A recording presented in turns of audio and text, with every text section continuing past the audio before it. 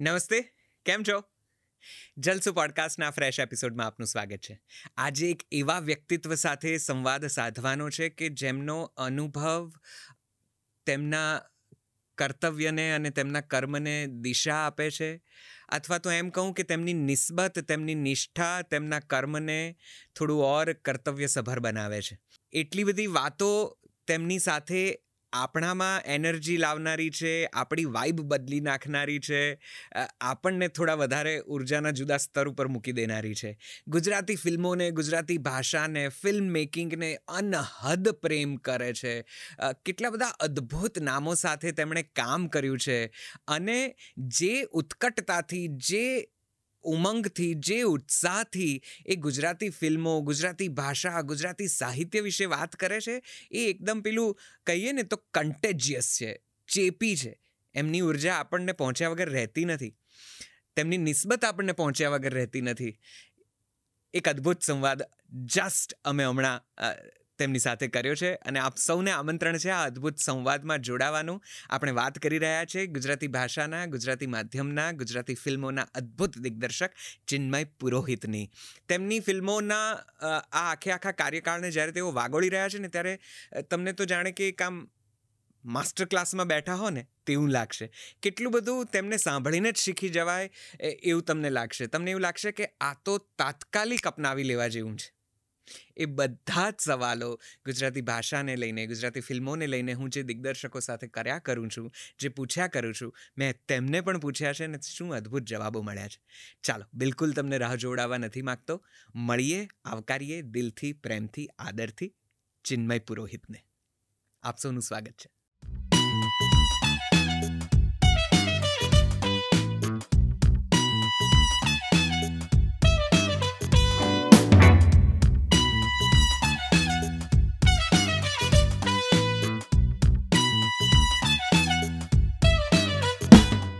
Thank you very much for joining. Chinmaybhai, આપનું સ્વાગત છે. હું બહુ આનંદિત છું આજે કે તમે અમારી સાથે જોડાયા છો. આજે પહેલી વખત કદાચ હું એક એવા દિગ્દર્શક સાથે વાત કરી રહ્યો છું જેના અનુભવનો ફલક લગભગ 20-30 વર્ષોથી મોટો છે, જેમની અમદાવાદ અને મુંબઈની યાત્રા લગોલગ ચાલે છે અને અત્યારે પણ સમાંતરે ચાલી રહી છે. ખૂબ ખૂબ ખૂબ આભાર અમારી સાથે જોડાવા બદલ. Thank you very very much. Thank you for joining. Thank you so much. Thank you. મારે કહેવું જોઈએ નૈશત તને, કારણ કે તારી સાથે જ્યારે વાત કરું છું ત્યારે ખરેખર જલસો અનુભવાય છે અને જિંદગી જલસો છે એવું લાગે છે તારી સાથે વાત કરતા. Thank you sir. Thank you. એટલે જલસોમાં આવવાનો જલસો છે. Thank you. મને તમારી સાથે વાત કરવી હંમેશા એટલા માટે ગમે છે કારણ કે જે રીતે તમે સિનેમાની, સ્ક્રિપ્ટ્સની, એક્ટર્સની, મેકિંગની વાત કરો છો, જે રીતે તમારી ઉર્જા તમારા શબ્દોમાં છલકે છે, ઝલકે છે, એ ઘણી બધી રીતે આમ વ્યક્તિગત રીતે પણ પ્રેરિત તો કરે જ છે અને સાથે સાથે તમારી નિસ્બતનો મને દર્શન થાય છે કે કેટલા બધા હજી પણ તમે પેશનેટ છો.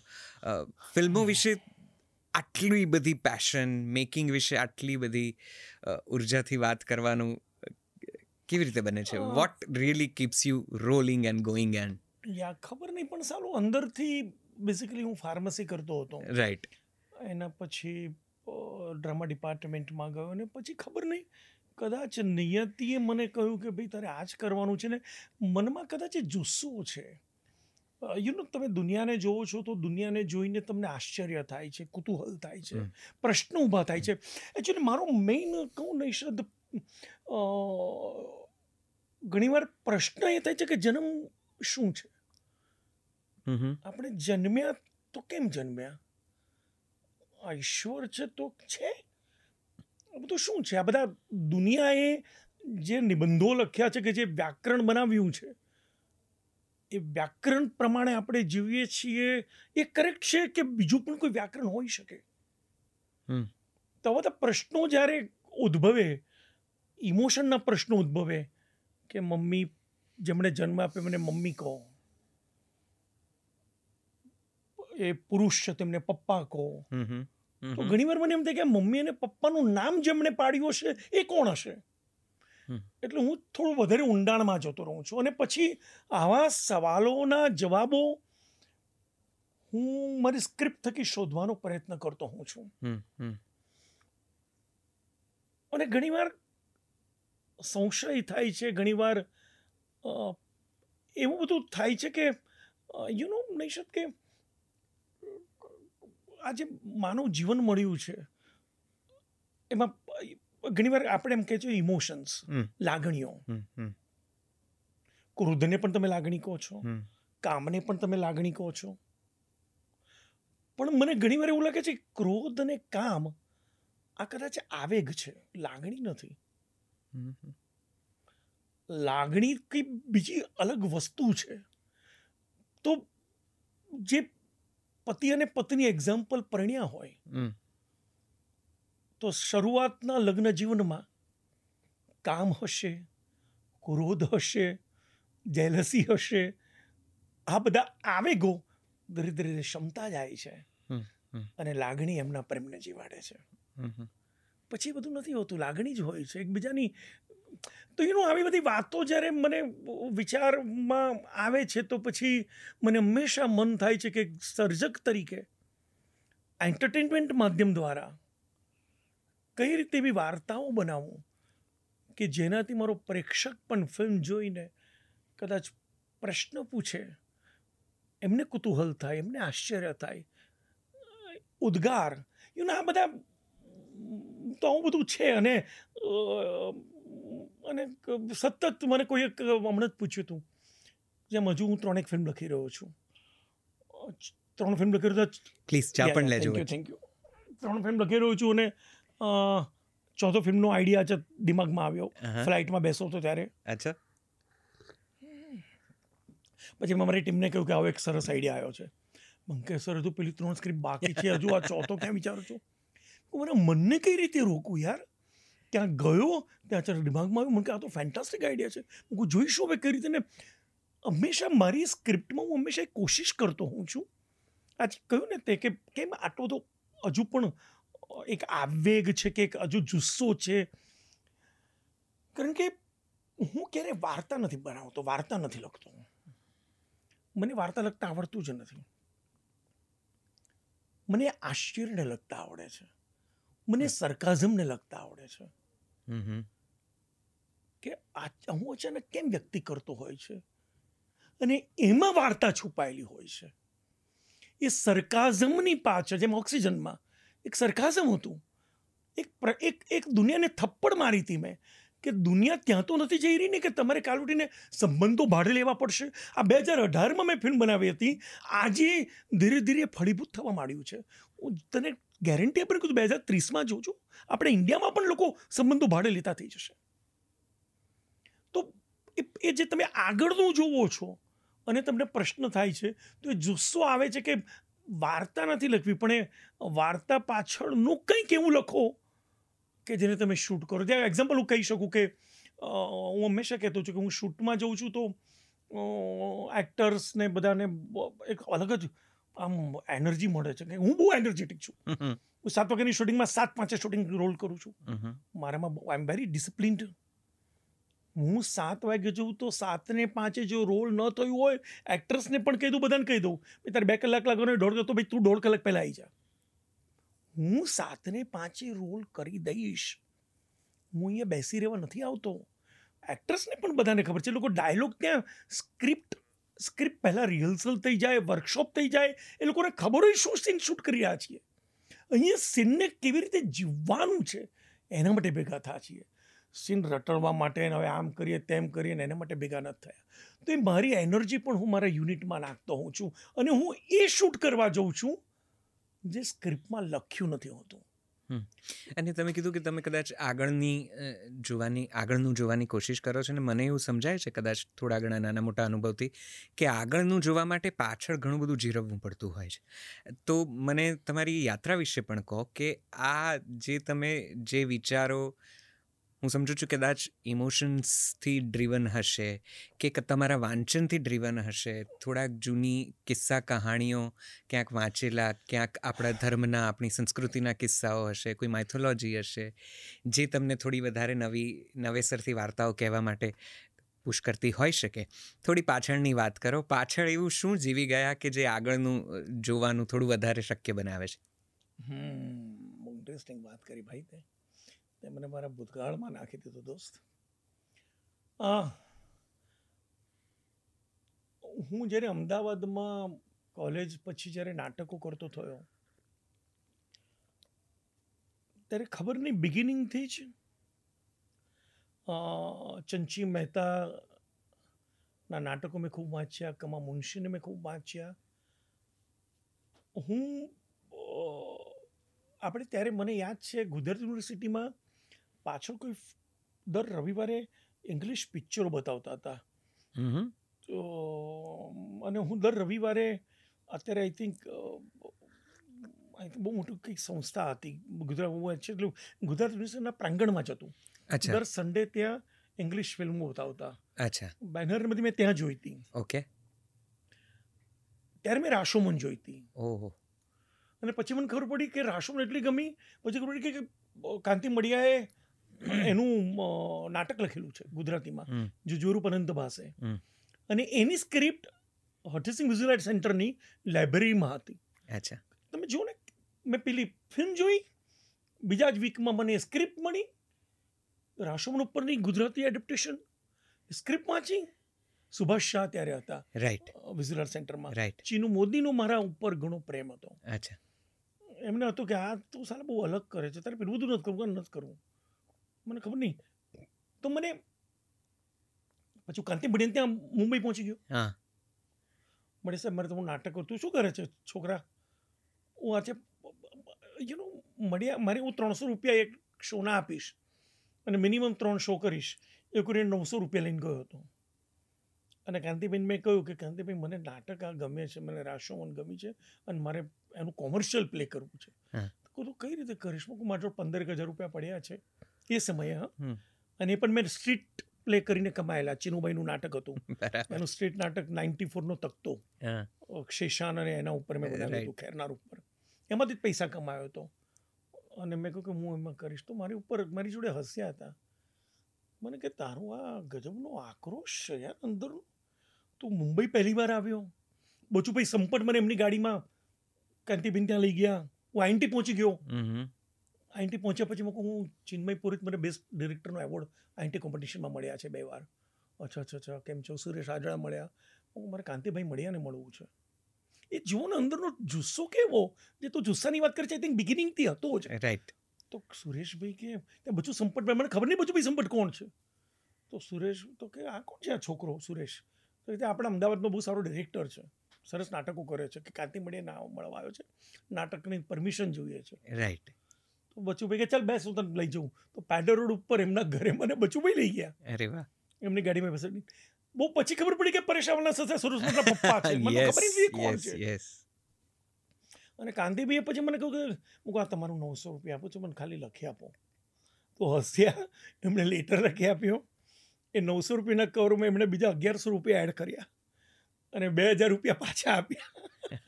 મને કે બધા પૈસા તું વાપર છે તારા નાટકમાં. વાહ. કે આ મને યાર ગમ્યું યાર. પહેલી વાર મુંબઈ આવીને તું મારા ઘરે પહોંચી ગયો છું અને 900 રૂપિયા લઈને પહોંચ્યો છું. તને ખબર નથી કે હું કેટલા રૂપિયા લઉં છું, શું નહીં. પણ તારામાં આપવાની નિષ્ઠા બહુ છે. તું એમને લાઈક તે પહેલાંથી કહી દીધું 3 શો તો કરીશ, નહીં થાય તો તમે તમારા પૈસા લઈ લો. આજે તારી આપવાની નિષ્ઠા છે ને, એ દીકરા તને બહુ આગળ લઈ જશે. હું બેઠો છું તારી સાથે ને. તો આવા કાંતિ મળ્યા છે. પછી હું મુંબઈ ગયો તો ભાઉ સાહેબ, ગિરીશ દેસાઈ સાહેબ, શું માણસો હતા યાર. મને આવા લોકોને જોઈને, એમની કૃત્યોનો જોઈને. અને વર્ષા અડાલજાનું એક નાટક હતું આ છે કારાગાર. એ આ છે કારાગાર મેં આઈએનટીમાં કર્યું હતું. એમણે પણ મને પરમિશન આપીને પેલો લેટર લેખકોની પરમિશન દેવી પડે. એ બેસ્ટ પ્લે આવ્યું હતું, બેસ્ટ એવોર્ડ, બેસ્ટ ડિરેક્ટર બધું મળ્યું હતું. તો વર્ષાબેન પણ ખુશ હતો. વર્ષાબેનને ઘેર ગયો હતો પાછું. ત્યાં મુંબઈ ચર્ની રોડ ઈસ્ટમાં ક્યાંક રહે છે, હજુ મને યાદ છે એમનું ઘર પહેલા માળે. તો આમાં બધાને મળીને મને હંમેશા થતું. હવે સમજો તમે કે યાર કાંતિ મડિયા, ભાઉ સાહેબ, અરવિંદ વૈદનો પણ ઘણો સપોર્ટ, વર્ષા અડાલજા, પછી આવ્યા મારા જીવનમાં કુંદન શાહ મુંબઈ ગયો પછી, જેમને જાને ભી દો યારો, કભી હા બરાબર છે, કભી ના, કભી ના, ક્યાં કહેના મારી પહેલી ફિલ્મ એઝ એસોસિએટ ડિરેક્ટર, પ્રીતિ ઝિંટા, પ્રીતિ ઝિંટાની સૈફ પહેલી અલી ખાન ફિલ્મ. વાળી. તો હમણાં જ પ્રીતિ મને લોસ એન્જલસમાં અચાનક મળી ગઈ. તો તમે નહીં બિલીવ કરો બધા યાર, અચાનક એને બૂમ પાડી છે ભાઈ મને, અરે પ્રીતિ તો અમે લોકો ત્યાં ડાઉનટાઉનમાં એ રીતે ભેગા થઈને મળે, એનો વરને પેલા ટેણિયા બધા જોતા હતા, અરે મેં इसके બાઇક पे पीछे घूमी हूँ, इसकी पहली पिक्चर मेरी पहली पिक्चर. તો યુ નો એ અમને આજે પણ એ સંબંધ, પણ એ જુસ્સો ઠસ્સો. પછી કુંદન શાહ જેવો વ્યક્તિ મળ્યો, એ સાલા મેડ માણસ, યસ, ગાંડા માણસ. મારી વાઈફને કહી દીધું કે આજ પછી તારો વર એ નથી, એ મારો વર છે. મનીષાને પહેલાંથી આ શું કંઈક બીજું છે? અરે મૂકું ના, એવું કહેવા માગે છે કે તું ભૂલી જા મને. અમે મીરા રોડ રહેતા, બાંદ્રામાં ઓફિસ, અને મને રાત્રે છેલ્લી 1:10ની ટ્રેન જ પકડવા મળે, ત્યાં સુધી છોડે નહીં.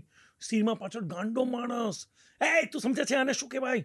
આ ફૂલ છે, આ કયું ફૂલ છે? પ્લાસ્ટિકનું ફૂલ છે. આ પ્લાસ્ટિકના ફૂલ જેવી સ્ક્રિપ્ટો બને છે, પાટ ફેંકી દે, મૂકો. આ શું કરે છે? અચાનક એક ફૂલ તોડે, હવે આ સુગંધ છે, આમાં સુગંધ છે, આવી સુગંધ પ્રેક્ષકોને આપવી જોઈએ સ્ક્રિપ્ટમાંથી, ફિલ્મમાંથી. ત્યારે તમે એને સ્ક્રિપ્ટ કહી શકો. તો આવા ગાંડા જેવા ગુરુ મળ્યા. વાહ. તો એ ગાંડ પણ મળ્યું. લખ તો મને એમણે કર્યો, હું લેખક તો હતો જ નહીં. તું લખ સાલા, તને લખ, કોમ્પ્યુટર લઈ આવો. હવે આ 98-99માં કોમ્પ્યુટર એવું યુગ આવ્યો નહોતો, આપણા ઘરે કોમ્પ્યુટર હોતા નહોતા. તો મને પરાણે કોમ્પ્યુટર લેવડાવ્યું. તને પૈસા કેટલા આપીએ? 22,000માં આવતું હતું ભાઈ, 2,000 કાપી લો તો દર મહિને 22,000 લે, કોમ્પ્યુટર લે, આવડતું. તો એ રીતે તમને એવા કોઈ ગુરુ મળે. એ અને ફરાહ ખાન, કોઈ પણ પિક્ચર રિલીઝ થાય તો ફરાહ રિક્ષામાંથી નીચે આવે ને, ચાલ. તો પેલી આવી હતી ને આમિર ખાન અને કરિશ્માની, કઈ ફિલ્મ હતી પેલી? રાજા હિન્દુસ્તાની. એ મેં અને ફરાહે ગેટી ગેલેક્સીમાં જોઈતી સાથે. શું વાત કરો? અને પછી ફિલ્મ નહીં જોવાની, ફિલ્મ જોયા પછી અમે ત્યાં જોઈ, કુંદન શાહ બીજી જોઈ, એના પછી ઓફિસ આવવાનું, ઓફિસ આવીને ચર્ચા કરવાની. સ્ક્રિપ્ટની ચર્ચા. ફિલ્મ કેવી લાગે નહીં, સ્ક્રિપ્ટની ચર્ચા. ફિલ્મ નથી ગમી, નહોતી સારી. અમે લોકો આમિર ખાનની મેલા હૈદરાબાદના શૂટિંગમાં જોઈ હતી. યસ, મેલા શૂટિંગ કર્યા પછી સવારે 8:30 સુધી ફિલ્મ નથી કેમ ગમી એના કારણો માટે સવારે 7 વાગ્યાનું શૂટિંગ, પણ કુંદને 3 કલાક લેફ્ટ રાઈટ લીધી હતી, જેને અમે બનાવી હોય એમ. એના કારણો શોધીને આપો, લઈ આવો. તો એમાં વધારે ને વધારે ઊંડા ઉતરતા ગયા સ્ક્રિપ્ટિંગમાં. તો આવા માણસો જ્યારે તમને મળી જાય ને તો તમારું ગાંઠ પણ વધારે વધી જાય. તો ગુરુઓ, જેમ ગુરુ પૂર્ણિમા ગઈકાલે ગઈ, તો મેં કુંદનભાઈને બહુ જ યાદ કર્યા. આઈ એમ મિસિંગ હિમ યાર. એ માણસે આમ ઝાપટ મારી દે આમ અચાનક, પણ એ ઝાપટ પછી અચાનક સાંજે પાછો તમારી આંખોને, ગાલને આમ પંપાડે ને કે બેટા વાગ્યું નથી ને, પણ આજ પછી ભૂલ ના કરતો જીવનમાં. એટલે જે પણ શીખ્યો છું, જે પણ ગાંડપણ છે, મેડનેસ છે, એક કુંદન શાહ છે. એ માણસે સિનેમા આપ્યું છે, સિનેમા જીવાડ્યું છે. અને એકવાર મને બહુ સરસ કહ્યું હતું, મેં 2003માં મારી પહેલી સ્ક્રિપ્ટ એમને સંભળાવી હતી, જે હજુ બનશે, હવે બનશે, હિન્દીમાં જ છે. એને ડાયલોગ અમૂલ ગુપ્તે લખ્યા છે. અરે વાહ. રાજુ કા દિલ બોલતા હૈ, સોરી. તો રાજુ કા દિલ બોલતા હૈ સુંદર સિનેમા છે. તો મેં જ્યારે એમને કોઈ સર ક્યારે હશે નહીં, હું જોઈએ તો આપણને એમ લાગે કે આ ક્લાર્ક છે, લાગે નહીં ડાયરેક્ટર છે. 8 કલાક નેરેશન મારું ચાલ્યું હતું, ગાંડા થઈ ગયા હતા હસીને. મને બહુ સચ્ચી, મેં 25 વર્ષ પહેલાંની ફિલ્મ આજે લખી નાખી. તો બહુ આગળનો માણસ છું યાર, તો શું કરી રહ્યો છું? કેટલી થિન લાઈન છે કે તારેમાં કુંદન તો આવી જ ગયો છે, એમાં ચિન્મયનો ઉમેરો થઈ ગયો છે. અરે વાહ. સંઘર્ષ બહુ છે બેટા તારે જેવા માટે, જે નવું કરવા માંગે છે. તારે એ નથી કરવું કે જે ચાલે છે. ટિપ્સ તમે નહીં માનો યાર નૈશદ, આઈ એમ સો લકી. મજરૂ સુલતાનપુરી, અમારી ક્યાં કેનાર ગાયનો મજરૂ સાહેબે લખ્યા, હમ તો મજરૂ સાહેબે લખ્યા. અમારી ઓફિસની બાજુમાં જ રહેતા. હું મજરૂ સાહેબને ગાડીમાં લેવા જતો, એમને મૂકવા જતો. અરે વાહ, હાઉ લકી યુ આર. મજરૂ સાહેબના ઘેર શીરખુરમાં ખાવા લઈ જાય. અરે વાહ. મજરૂ સાહેબને મારા ઉપર બહુ જ આમ, એમને એમનો પૌત્ર હું ને એ રીતે વાલ કરે. વાહ. અને મારો, અચ્છા આજે જુસ્સાની વાત કરીને, કુંદન શાહ મજાનો માણસ, પણ જુસ્સો મારો એવો હતો અને ઓરા એવો હતો કે ઘણીવાર સેટ ઉપર એવું લાગે કે કુંદનભાઈ ઘણીવાર મને એમ કે ચિન્મય ડાયરેક્ટર હું છું, થોડી શાંતિ રાખ્યા, મને તો બોલવા કે કરિશ્માઈ મને એમ પૂછે, સાહેબ મારી જોડે આવી જાય, બધા કે નહીં અરે એક મિનિટ સર તમે શાંતિ રાખો ને, એક મિનિટ ચલો ઇધર આ જાઓ ઇધર. ચિન્મય તે મને કહું શાંતિ રાખો, મારે તને કહેવાનું. તો આની જે મજા મેં કરતા હતા યાર, એવા વાતાવરણમાં મજા કરતા હતા. તો મધુર સાહેબે મને ત્યારે કહ્યું હતું, અનુ મલિક ને બધા, મેં બહુ આજે પણ બધા ખાસ છીએ. મધુર સાહેબ જતા રહ્યા, બધા સૈફ ને કરીના ને કરિશ્મા બધા ખાસ મિત્રો છીએ.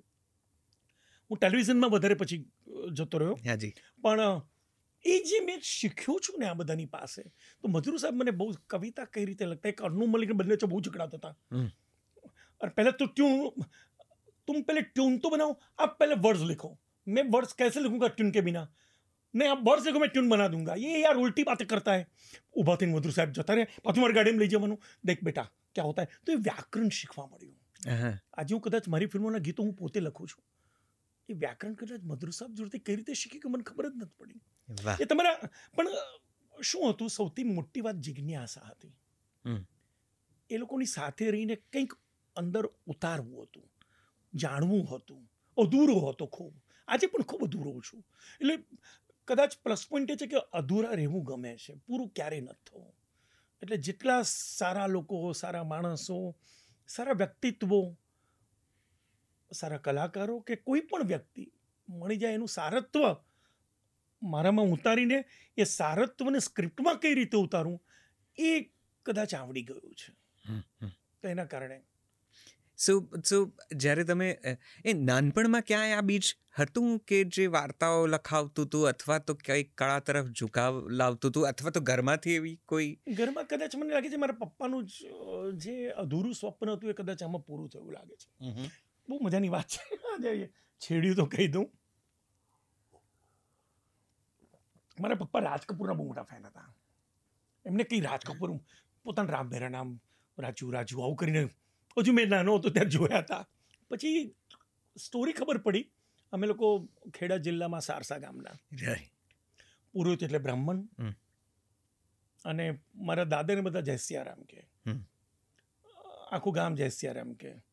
દાદા ગોર બધું કરે, પપ્પાને ભણવા નહીં, ગીતા વાંચ, ગીતા વાંચવી હોય તો ફાનસમાં કેરોસીન મળશે, અને તો ભણવાનું કરવું હોય તો બહાર જા, આ બધું અલગ દુનિયા છે, ગીતામાં બધું છે. પણ પપ્પા તો પછી ભાગીને ભણતા, પપ્પા એમાં એ વખતે MA થયા, અને પછી મેરમ વિકાસ સ્કૂલના પ્રિન્સિપાલ હતા. પણ એ વખતે પપ્પાને રાજ કપૂર, ફિલ્મો, એમને મુંબઈ જવું હતું. તો એકવાર એમણે પોતે કંઈક કાગળ લખ્યો હતો કે પૂર્ણાનંદ, મારા પપ્પાના પૂર્ણાનંદ છે, પૂર્ણાનંદ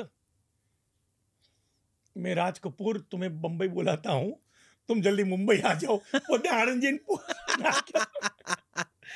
અને ઘરે કાગળ બધાએ વાંચ્યો તો દાદાને ખબર પડી. ત્યારે પોસ્ટકાર્ડ નતો આવતો, તો કે શાનો પોસ્ટકાર્ડ, કે રાજ કપૂર આખા ગામમાં, અરે પૂર્ણાનંદને રાજ કપૂર બોલાવ્યો છે, રાજ કપૂર પપ્પાને એમ કે જવા દેશે અને મુંબઈ ભાગી જશે. તો દાદાએ અત્યારે જે પપ્પાને કંઈ ધોઈ માર્યા હતા કે શાનું આ રાજ કપૂર સાલા, એ દાદા એ રીતે હોશિયાર હતા. પોસ્ટમાં શું કહ્યું, તો આણંદથી આવે છે કે મુંબઈથી નથી આવ્યો. તો કદાચ એ પપ્પાનામાં જે અધૂરું રહેલું, હું મુંબઈ ગયો હતો. તો અમદાવાદ આવવાનું કેવી રીતે બન્યું? કારણ કે તમારી એટલે અમારું નેટિવ હતું, એટલે પપ્પા આવી ગયા. પણ અમદાવાદમાં તમે કદાચ ડ્રામા કોલેજમાંથી you passed out, if I am not mistaken. પહેલા મેં 10મા ધોરણમાં હું સમર સ્કૂલમાં હતો. એમાં અશ્વિન પાઠક જે અત્યારે બહુ જ મોટા આપણા સુંદરકાંડ, એ અમારા અંગ્રેજીના ટીચર હતા. અચ્છા. અને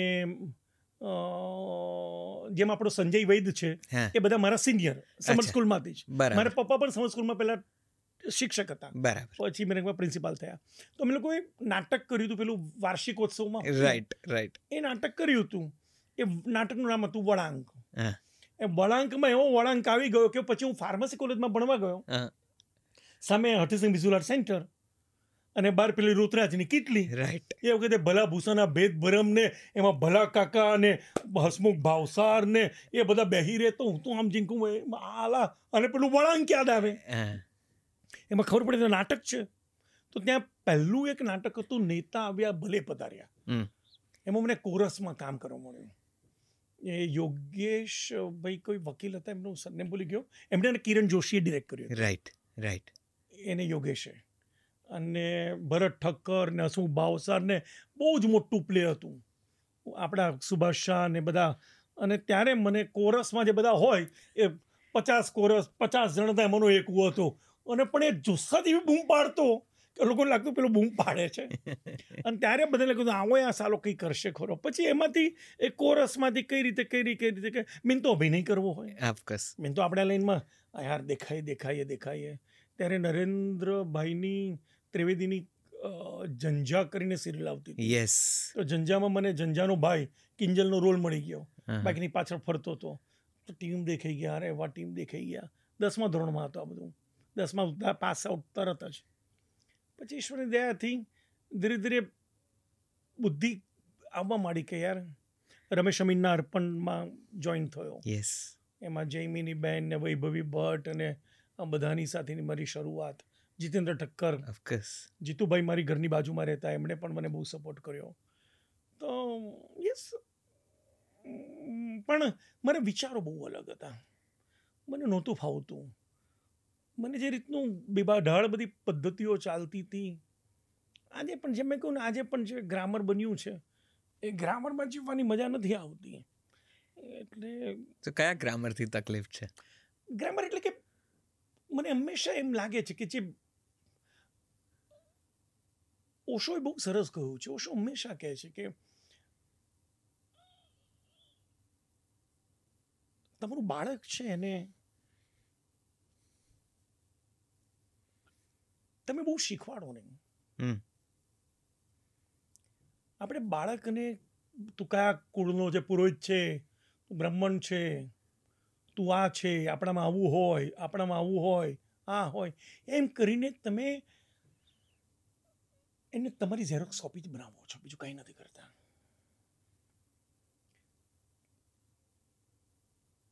આ વિશ્વમાં આવેલ દરેક વ્યક્તિનું પોતાનું એક અલગ સામ્રાજ્ય છે, એની પોતાની અલગ દુનિયા છે. નેશન એને જેમ ખીલવું એ ખીલવા દો ને યાર, એને જેમ અનુભવ લેવો એ લેવા દો ને. તમે એની રક્ષા કરો ત્યાં સુધી ઠીક છે, પણ એના માથે બેસી જાઓ છો ને, જે સમાજમાં પણ છે, બધે છે, એમાં વ્યક્તિત્વ બહુ ઓછા લોકોના બહાર આવ્યા છે. કેમ? રામકૃષ્ણ પરમહંસ ને સ્વામી વિવેકાનંદ ઘણા વર્ષો પછી કોઈ બન્યું નહીં યાર. કોઈક તો અલગ કંડારી વાળા કેમ નથી થતા? કારણ કે આપણે બધા સેમ ગ્રેડમાં બધું ખબર છે આપણને કે પોપકોર્ન જ ખાવાની અને પછી પેપ્સી જ પીવાની ને સમોસા, આ 3 જ વસ્તુ ઇન્ટરવલમાં ખાવાની. તો સેન્ડવિચ ખાઈ લો બસ, એને ઇન્ટરવલ કહેવાય. ઘરેથી પણ નક્કી કરીને જઈએ છીએ કે આ જ કરીશું. તો એ જ પેટર્ન લાઈફની. જન્મ્યા એટલે જીવવાનું, મોટા થાય એટલે પરણવાનું, ને પછી મરી જવાનું, પછી બધા ભગવદ્ ગીતાનો 15મો અધ્યાય બોલશે એટલે તમે ગયા. એટલે ઘણીવાર આ બધા પ્રશ્નો જે આવે એટલે મને ઘણીવાર લાગે કે નહીં યાર, તો પહેલેથી એવું બધું થતું હતું. તો બસ એના જવાબો નથી મારી પાસે, પણ ઓશો જેવા વ્યક્તિત્વને વાંચું, ઘણા પરમહંસને વાંચું. તમે ઘણીવાર ગ્રીક ટ્રેજેડી જ્યારે ભણશો, તમે બર્નાર્ડ શોને, શું અદ્ભુત લોકો કહે છે યાર. કેટલું સરસ વાક્ય હતું બર્નાર્ડ શોનું, કે હંમેશા કહેતા હતા કે તમને જે ગમે છે એ મેળવવાનો તમે પ્રયત્ન કરો, નહીં તો તમને જે મળી રહ્યું છે એ તમને ગમવા લાગશે. ક્યા બાત હે, વાહ. બર્નાર્ડ શો કહી ગયો છે વર્ષો પહેલા યાર. તો પછી પ્રયત્ન એ જ છે મારો, જે મળી રહ્યું છે ગમતું નથી અને કંઈક ગમે છે એને મેળવવું છે. એટલે અમદાવાદ છોડીને મુંબઈ ગયા? કારણ કે અહીંયા તમે ઘણા એક્સપેરિમેન્ટ પિક્ટલ પ્લેસ કર્યા અને અહીંના જેટલા પણ ધુરંધર કલાકારો હતા એ બધા સાથે મોટે ભાગે કામ કર્યું, તાલીમ લીધી. અને દૂરદર્શનનો તો એ જમાનો હતો કદાચ. મને યાદ છે, હું ઘણીવાર યાદ કરીને મારી ટીમને કહેતો હોઉં છું કે વૈભવી ભટ્ટ કે રૂપા દિવેટિયા પોળમાંથી નીકળે તો જોવા માટે મેદની જામતી હતી. પેલા ઝરૂખા ઉભરાઈ જતા હતા કે રૂપા નીકળવાની છે કે વૈભવીબેન નીકળવાની. ગાંડા એટલે ઓફકોર્સ. એટલે એ દોર જ્યારે ગુજરાતી ભાષા માધ્યમો ઉપર બહુ સુંદર રીતે પ્રસ્તુત થઈ રહી હતી, વાર્તાઓ, કથાઓ, કહાણીઓ. ડેલી સોપનો આવિષ્કાર નહોતો થયો ત્યારે જે એપિસોડિક ધારાવાહિક શ્રેણીઓ આવતી હતી એણે કેટલુંક શ્રેષ્ઠ કામ આપણને દેખાડ્યું. દૂરદર્શનના એ જમાનાના સાક્ષી રહ્યા પછી મુંબઈ જવાનું કારણ શું નિષ્પન્ન થયું? એટલે ટુ બી વેરી ફ્રેન્ક, હું નાટકોનો માણસ હતો. બરાબર. કેમેરા મને ખબર જ નહોતી. એ નાટકો પણ બહુ સરસ થતા હતા એ વખતે. થતા હતા પણ કોમર્શિયલી અહીંયા સર્વાઈવલ થવું એ આ જ માધ્યમને લઈને આજે પણ ઘણા લોકો માટે કઠિન છે. કઠિન જ છે. અને એ સમયે તો 94માં બીજું મને કેમેરો એટલે ખબર જ નહોતી. મેં ખાલી એક જ દૃશ્યનું પ્લેમાં એક્ટિંગ કરી હતી, દીપક બાવસ્કરે. બાકી મને જ્યારે હું મુંબઈ નાટકો જ કરવા ગયો, હું મુંબઈ ગયો તો માત્ર મારો ધ્યેય મુંબઈના નાટકોમાં કામ કરવાનો જ હતો અને મુંબઈમાં નાટક જ કરવાનો હતો. થયું શું, અરવિંદ જોશીનું નાટક ધર્મયુદ્ધ, એમાં હું લાઇટિંગ કરતો ને આસિસ્ટ કરતો. આ મારું બિગિનિંગમાં જ મને પરાગ વિજિત એકેડેમીમાં મને લેક્ચરની જોબ મળી ગઈ મીઠીબાઈ કોલેજમાં. તો હું ડ્રામા ભણાવતો અને ત્યાં જતો. હવે ધર્મયુદ્ધ નાટક જ્યારે થયું, અરવિંદ રાઠોડ, પદ્મા રાણી ને બધાનું નાટક હતું, મને એક્સપિરિયન્સ મજાનો ના રહ્યો યાર. મને રહ્યું આ બધું શું છે, શું ચાલી રહ્યું છે.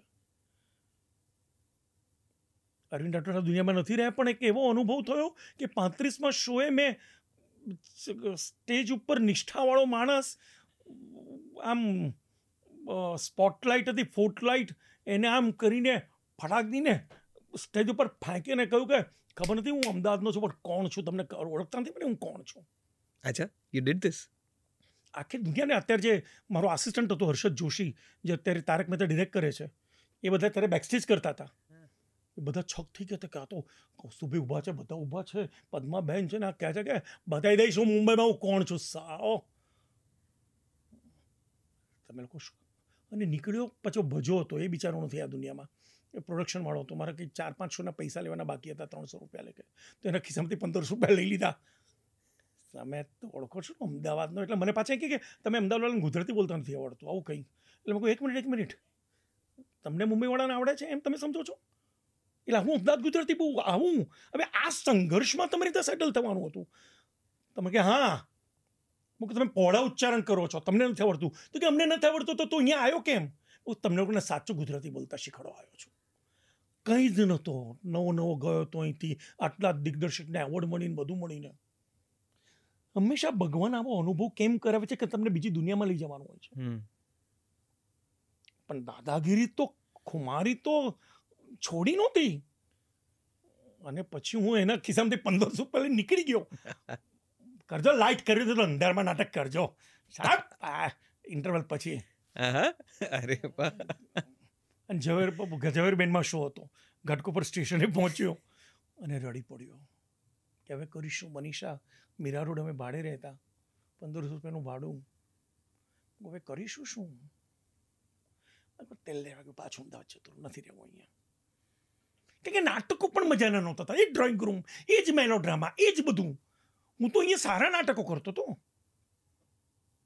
ભલે લોકભોગ્ય હોય, લોકોને ગમતા હોય, પણ મને નથી ગમતા. એઝ એ મેકર કે એઝ એ આર્ટિસ્ટ હું અલગ કલાકાર છું તો છું. ત્યારે મને કહ્યું તું મહેન્દ્ર જોશી વખત આવ્યો તો તને બહુ મજા પડી જાત. હું મહેન્દ્ર જોશી નથી રહ્યા તો હું શું કરું? તું સાલે એ કક્ષાનો છું પણ ખબર નહીં શું કરું. પછી મનીષા જેમ કે મનીષા આપણે જતા રહીશું યાર. કેમ હું નથી રહેવું આ મુંબઈમાં યાર. આ રીતે કે નાટક છે. અને હું ભાઈદાસ ગયો, જીવનનો ટર્નિંગ પોઈન્ટ તો છું. તો મારો મિત્ર છે પરેશ પારેખ, જે અત્યારે અનુપમ ખેર, આપણો એનો જ છે મુંબઈનો, અમદાવાદનો. એક અનુપમ ખેરને ત્યાં પ્રોફેસર છે, NSD કરીને આવ્યો ને પછી ત્યાં એ ભણાવે છે, એક્ટિંગ ભણાવે છે. એ પર્યો મને મળ્યો ભાઈદાસ ઉપર. ત્યાં ભાઈદેસ ઉપર બધા મારા, એટલે મને ઓળખે બધા જ. કારણ કે હું ભલે અમદાવાદમાં રહ્યો હતો, પણ નામ તો એવું કર્યું હતું કે ત્યાં પરેશ રાવલને ખબર આ ચિન્મય છે, મહાવીર શાહ હતા પહેલા, યસ, બધાને ખબર. અને ગઈકાલનો અનુભવ તો ચર્ચાઈ જાય કે આ તો ચાલો લાઇટ ફોડીને ગયો તો કહેતો ગુજરાતી તો બધા આ મૂડાવા મળે, આ શું. તો સંજય છેલ્લને ખબર હતી. સંજય છેલ્લને આ ખબર છે કે મને નથી ખબર, પણ સંજય છેલ્લને આ ખબર હતી. એને કંઈ ખબર પડતી કે ચિન્મય, એ ઓળખે કરો ચિન્મયને, કે ચિન્મય પાછો જઈ રહ્યો છે. તો મને કે શું થયું ચિન્મય? આ રીતે યાર થયું ગઈકાલ. મેં કે છોડને નાટક, શું કરવાનું છે, શું કમાઈ છે, શું કરી લઈશ તું, એ સેટલ થવાનું છે. કુંદન શાહને મળો, એ નવી સિરિયલ ચાલુ કરે છે ઇન મુંબઈ નામની ચેનલ માટે, અભી તો મેં જવાન હું. એ તને આસિટમાં રાખી લેશે, હું કહી દઉં છું એમને. બાંદ્રા ઓફિસ છે, સુનિલ શાહ નામના વ્યક્તિને મળે, તને મળાવી દેશે. એમનો main associate director Sunil Shah છે. પણ ધ મહાંત ઓફ કુંદન શાહ, મેં રાત્રે એમને પેલા STDPCમાંથી ફોન કર્યો, એમણે જ ઉપાડ્યો હશે ખબર નહીં. હાલો મને સંજય છેલ્લે કહ્યું છે, સુનિલ શાહે કહ્યું છે તમને, હા સર 9 વાગે આવી જશે, હા બાંદ્રામાં પેલા રિઝ્યુ કોલેજની બાજુમાં. આ મૂક્યું. મને કુંદન શાહ કોણ એ પણ નહોતી ખબર, કારણ કે હું ફિલ્મ મીડિયાનો માણસ જ નહોતો. હું તો થિયેટર ગાર્ડન જેમ બાદલ સરકાર ને ગ્રીક ટ્રેજેડી ને આ ને તે ને આ બધું કરવા સર્જાયેલો હતો. અને મીરા રોડથી સવારે 7:10 ખડખડ ટ્રેનમાં આમ કરીને બેન્ડ્રા ઉતરીને પહેલી વાર રિઝવી કોલેજ, કાટર રોડ, અને પેલી શર્લી ક્વીન એક્ઝેટ 9:05 પહોંચી ગયો. હાશ 9 વાગે જઈને બેલ માર્યો, પટાંગ. કોઈ માણસ દરવાજો ખોલી અંદર જતું રહ્યું. પછી હું તો બહાર, અને જેવું બાજુ તો મેઇન રૂમમાં જોયું તો કભિયા કભીરાનું પોસ્ટર, કે ત્યારે જ આવી હતી, 1993માં આવી હતી. રાઈટ. તો એટલું ખબર શાહરુખ ખાન, રાઈટ રાઈટ. જાનવી તો યારોનું પોસ્ટર, નુક્કડ, લેજો જિંદગી. યસ. મને આવું ક્યાં ગયું અચાનક. મૂકું પછી જો ડિરેક્ટર બાય કુંદન શાહ, આ કુંદન શાહ, ત્યારે કરોડી સંજય છેલ્લે મને ક્યાં મોકલ્યો છે. બાકી મન તો સર્વાઈવ થયું હતું દોસ્ત. રાઈટ. ક્યાંય જઈશ તો સર્વાઈવ થઈ જઈશ, પછી જોઈશું શું થાય છે. સપનું હતું જ નહીં. પછી 15 મિનિટ બેહી રહ્યો, કોઈ આવ્યું નહીં. પછી મને એમ કે પેલા ક્લાર્ક છે, એટલે હું અંદરની કેબિનમાં જઈને મેં કહ્યું કે કુંદન શાહ, હા હું જ છું, ચિન્મય ને તું. ત્યારે મને પેલા ધ્રાસકો પડ્યો, હા ડિરેક્ટર, મતલબ આમ ડિરેક્ટર તો ફિલ્મ ઇન્ડસ્ટ્રીમાં કેવો હોય, આમ સુભાષ ગઈને પેલા ટોપી પહેરેલા જોયા હોય, આવા હોય, એવા બધા હશે. આ તો સિમ્પલ સીધો માણસ છે. હા અંદર આવો, આમ સ્ટુડન્ટની જેમ ઊભો રહ્યો. હા સંજયે કહ્યું છે મને સિરિયલ 2 દિવસ પછી મોહન કોલ પ્રોડ્યુસ કરે છે, પગાર 5,000 મળશે. મને 5,000 બહુ, કારણ કે મને ત્યાં 3,500 પગાર મળતો હતો પર ટિકિટમાં. હું તો ખુશ થઈ ગયો. 1,500 વધારે છે. હું તો કેલ્ક્યુલેશનમાં હતો કે 1,500 ઘરનું ભાડું આ જીવન જીવી લેવાશે. પણ સાચો બહુ હતો. તો મેં કહ્યું પણ સર એક વાત કરવી હતી. શું? કેમેરાનું જ્ઞાન કંઈ નથી મને. આ મીડિયમ, આ લેંગ્વેજ મારા માટે નવી છે. મારી સામે આવજો, તું ડિરેક્ટર છે ને, મીડિયમ ઇમ્પોર્ટન્ટ નથી, આ ઇમ્પોર્ટન્ટ છે. આને જીવતું રાખજે. વાહ. આજના ડાયરેક્ટરો પૂછે તને ક્રાફ્ટ આવડે છે, તને એંગલ આવડે છે, તને આ આવડે છે, મૂવી મેજિક આવડે છે, પેલું ફળાનું ઢેકણું આવડે છે. હવે મૂવી મેજિકથી પિક્ચરો બનતી હશે? ક્યા વાત હે, ક્યા વાત. બકવાસ લોકો. ક્યા વાત હે. પ્રોડક્શનનું આવડે છે, પેલું આવડે છે, સાલા હૃદય જ નથી કોઈ પાસે. ક્યા વાત હે ચિન્મયભાઈ. પછી હું શીખી ગયો, Naishad, craft is not the cinema, grandeur is not the cinema, heart is a cinema. Craft is to follow the heart.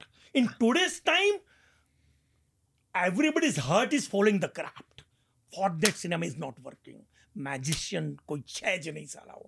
ક્રાફ્ટને magician માને છે. કે આસિફ મેજિશિયન હતો, એ મહેબૂબ ખાન, એ લોકો મેજિશિયન હતા. કંઈ નહોતું મૂવી જેવી મેજિક, તો પણ મૂવી આજે પણ મેજિક જેવી લાગે છે. સાલા મૂવી મેજિકના સોફ્ટવેરને જવા દો, મૂવી મેજિક જેવી બનાવો. એટલે ક્યાંક આપણે ગુજરાતી સિનેમામાં જાદુ નથી પેદા કરી શકીએ. ક્યાંય નથી, કોઈ સિનેમામાં નથી. બહુ ઓછી સિનેમામાં જાદુ આવે છે.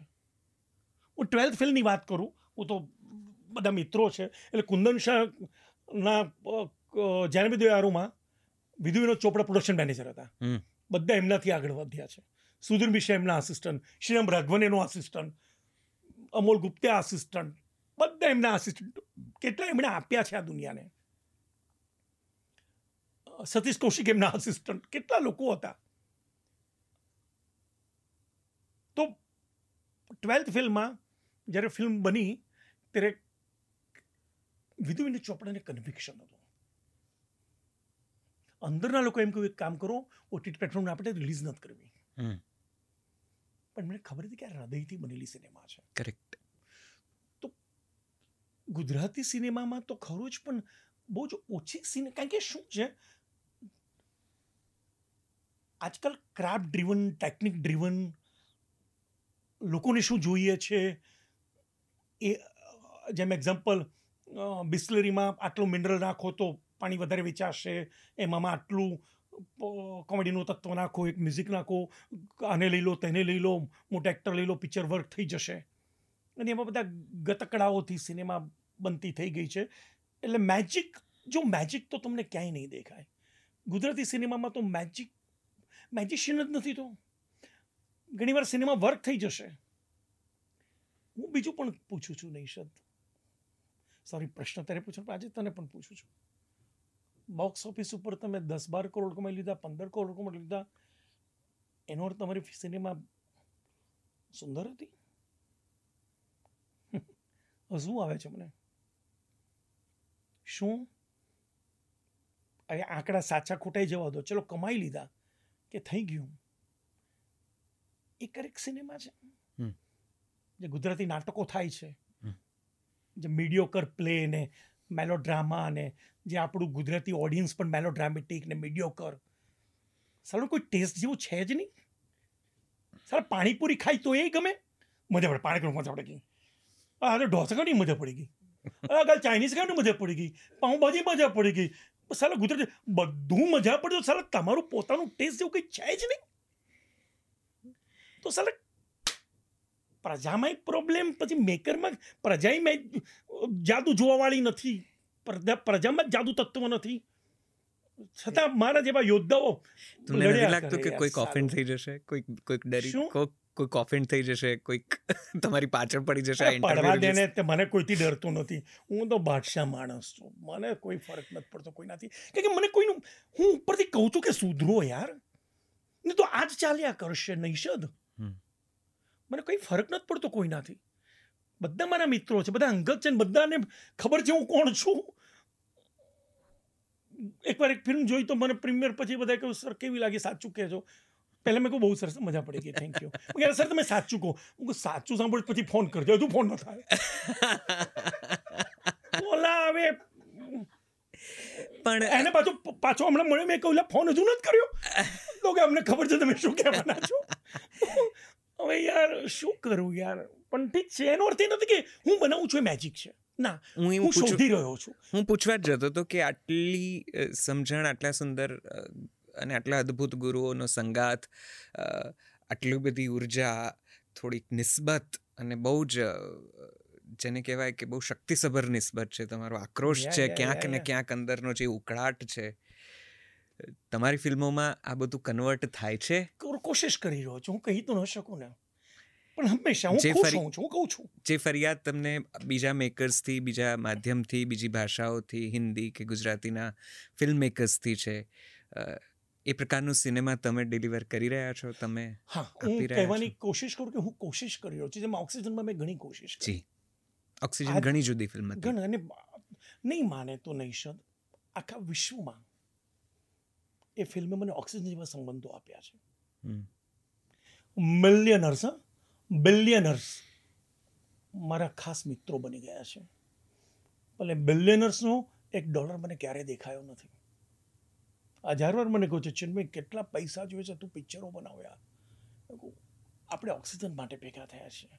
સંબંધો, અમારો ધંધો બહુ બીજો છે, અલગ જ છે. આપણે મળતા રહીશું. હું આજે વિશ્વના કોઈ પણ ખૂણે જઉં છું ને દોસ્ત, નથી મારે મોટલની જરૂર પડતી, નથી ગાડીની જરૂર પડતી. ઓક્સિજન માં એ સચ્ચાઈ હતી દોસ્ત. એબ્સોલ્યુટલી. એ સચ્ચાઈ મારા મેકિંગમાં હતી. એ સચ્ચાઈ હું જો કહેવા માંગતો તો એમાં હતી. મેં સામેથી કહ્યું હતું વંદનભાઈને, મુંબઈના શોમાં મેં સામેથી 2 મહિલા ગ્રુપના રાખી તો તરલાબેન, હું તો નામ દઈને કહું છું, હું તો એક કામ કરો, તમે ઘરે જાઓ, તમે આ પિક્ચર ના જુઓ, તમારે સમોસા પોપકોર્ન ખાવા હોય તો હું રેસ્ટોરન્ટ વાળો નથી. પિક્ચર જોવા ચાલુ પિક્ચરે 10 મિનિટ પછી બંધ કરી દીધું તું મિલાપમાં. કોઈની તાકાત હોય તો કરીને બતાવે કોઈ પ્રોડ્યુસર. મને એવો લાચાર પણ નથી કે પ્રેક્ષકો મારી પિક્ચર જોઈને વખાણ કરે. મને કોઈના વખાણે નથી જોઈતા. મને બુદ્ધિવાળી પ્રજા જોઈએ છે. એનો સંઘર્ષ છે નૈષદ. નહીં મળે તો નહીં મળે, જીવન એમને એમ જશે તો વાંધો નથી યાર, પણ હું ક્યારેક એ સિનેમા નહીં બનાવું કે જે પ્રેક્ષકોનો જોઈએ છે. પ્રવીણ જોશીએ બહુ પહેલાં કહ્યું હતું, મને ખબર છે, મેં તો અમને મળ્યું નથી, મારા પપ્પાએ મને કહ્યું હતું, એમણે એક નાટક કર્યું હતું અને ત્યારે પ્રવીણ જોશીએ કહ્યું હતું કે હું એ નાટક બનાવું છું જે મારે જ બનાવવું છે. ત્યારે મને સમજાઈ ગયું, તો આ બધું ગળથુથીમાં આવી ગયું છે કે હું કંઈક તો હું કલાકાર છું. ફાર્માસિસ્ટ બની અત્યારે ફાર્માસ્યુટિકલ કંપનીનો માલિક ના હોત, સીઓ ના હોત ક્યાં યાર. હું કલાકાર તો બન્યો છું કે મારે કંઈક નવું પીરસવું છે યાર. મારે એ નથી પીરસવું જે તમારે જોઈએ છે, મારે એ પીરસવું છે જે મારા અંદરની કલા મને કહે છે કે તું આ વાનગી બતાવીને લોકોને આપ. અને એમાં હું ખરો ઉતરું તો ખરો, ખોટો ઉતરું તો પણ વાંધો નથી દોસ્ત. કંઈક અલગ કરવાની કોશિશ તો કરી નહીં શકે. બિલકુલ બિલકુલ બિલકુલ. પણ અને અનુભવ જ શીખાડે છે. Absolutely absolutely. કેટલું મેજિક અધૂરું રહ્યું, શું રહ્યું. ઓક્સિજને એટલી લેંગ્વેજ, સાઉથ કોરિયન લેંગ્વેજ ઉપરથી ઇન્ડિયામાં પિક્ચરો બને છે. રાઈટ. સાઉથ કોરિયાની મોટી કંપનીએ હમણાં 1.5 વર્ષ પહેલા એમની લેંગ્વેજમાં ઓક્સિજન બનાવવા માટે રિમેકના રાઇટ લીધા. વાહ વાહ. એ ફિલ્મોને પૈસા બહુ આપ્યા. કેટલી લેંગ્વેજ, એટલો 9 લેંગ્વેજમાં રિમેક રાઇટ વેચાયા છે. કંઈક તો હતું ને સિનેમામાં. તો મને બી બુદ્ધિશાળી વેપારીઓ મળી જાય છે. મને ખબર છે હવે મને મારો વેપાર ક્યાં કરવો એ બુદ્ધિશાળી વેપારોનું લિસ્ટ છે મારી પાસે. તો આ ઓક્સિજન જેવી આટલી બધી નિષ્ઠાવાન ફિલ્મ, આટલી બધી નિસ્બતવાળી ફિલ્મ, આપણું ભવિષ્ય કદાચ દેખાડતી આવી કોઈક ફિલ્મ જ્યારે બોક્સ ઓફિસ ઉપર સફળ નથી થતી, અથવા તો જોઈએ તેવી સફળતાના આંકડાના ધારાધોરણ પ્રમાણે જ્યારે એની ગણતરી નથી થતી, દુઃખ થાય છે? ના, મને હસવું આવે છે પ્રેક્ષકો ઉપર, પ્રજાના માનસ તત્વ ઉપર. મેં કહ્યું, મેં સાહેબ વંદનભાઈ કીધું, વંદનભાઈ કાઢી આપણે નથી કરવું, આ પબ્લિકને લાયક નથી આ ફિલ્મ, હું વિશ્વમાં ચલાવીશ. આજે ભરી અદાલતમાં કહું છું કે દોસ્ત, LICના મારા 2 પોલિસીમાંથી 7 લાખ રૂપિયા લોન ઉપર ઉપડીને હું અમેરિકા જવા નીકળ્યો હતો એ પિક્ચરનું, અને મારે 1.5 કરોડ રૂપિયા પાછા લાવવાના હતા, અને હું 2.5 મહિનામાં પાછો આવ્યો ત્યારે બ્રેક ઇવનથી ઉપર આવી ગયો હતો પાછો. હું ખાલી એટલું કહીને ગયો હતો, કોને? મારી સરસ્વતીને. એ નિષ્ઠાથી લખી છે, ભાઈ લક્ષ્મી પણ જોઈએ પાછા. કદાચ સરસ્વતીએ ફ્લાઇટમાં પકડ્યો ત્યારે મેં કહ્યું હતું, એને સાંભળી લીધું હતું. ફ્લાઇટમાંથી ઉતર્યો ત્યારે ખુશ હતો. એમેઝોનથી ફોન હતા, બધેથી ફોનો હતા. એ તો બધા અલગ. આવ્યો ત્યારે મારી ઓફિસમાં ધનતેરસના દિવસે સાઉથ ઇન્ડિયાની હૈદરાબાદથી આદિત્ય મ્યુઝિકના માલિક સુભાષ ગુપ્તા એમની 4 લેંગ્વેજના રાઇટ લેવા ધનતેરસના દિવસે પૈસા આપીને ગયા. હું કહો તો મને અમે બહુ લકી ગણીએ ગુજરાતીઓ, તમે આજે ધનતેરસે આવ્યા છો, તમે કહો એ મને તું આ એક એમાઉન્ટ આવશે, એમણે વાહી આપીને ગયા. વાહ, આ તો મજા પડી ગઈ. તો તમે જો મનથી બનાવ્યું હોય ને તો કદાચ એ મને બુદ્ધિવાળા વ્યાપારીઓ મળી જાય છે. બહુ ટેન્શન નથી, એટલે થઈ જાય છે, ઓડિયન્સ મળી જાય છે, બહુ ચિંતા નથી હોતી. અને હવે ઓડિયન્સ આપણું પરિપક્વ થવા માંડ્યું છે, આવી જશે, નહીં કેમ આવે યાર, થવું પડશે યાર. તો હવે અત્યારે જે ઓડિયન્સને પરિપક્વ થતું જુઓ છે એનાથી પણ હજી તકલીફ છે?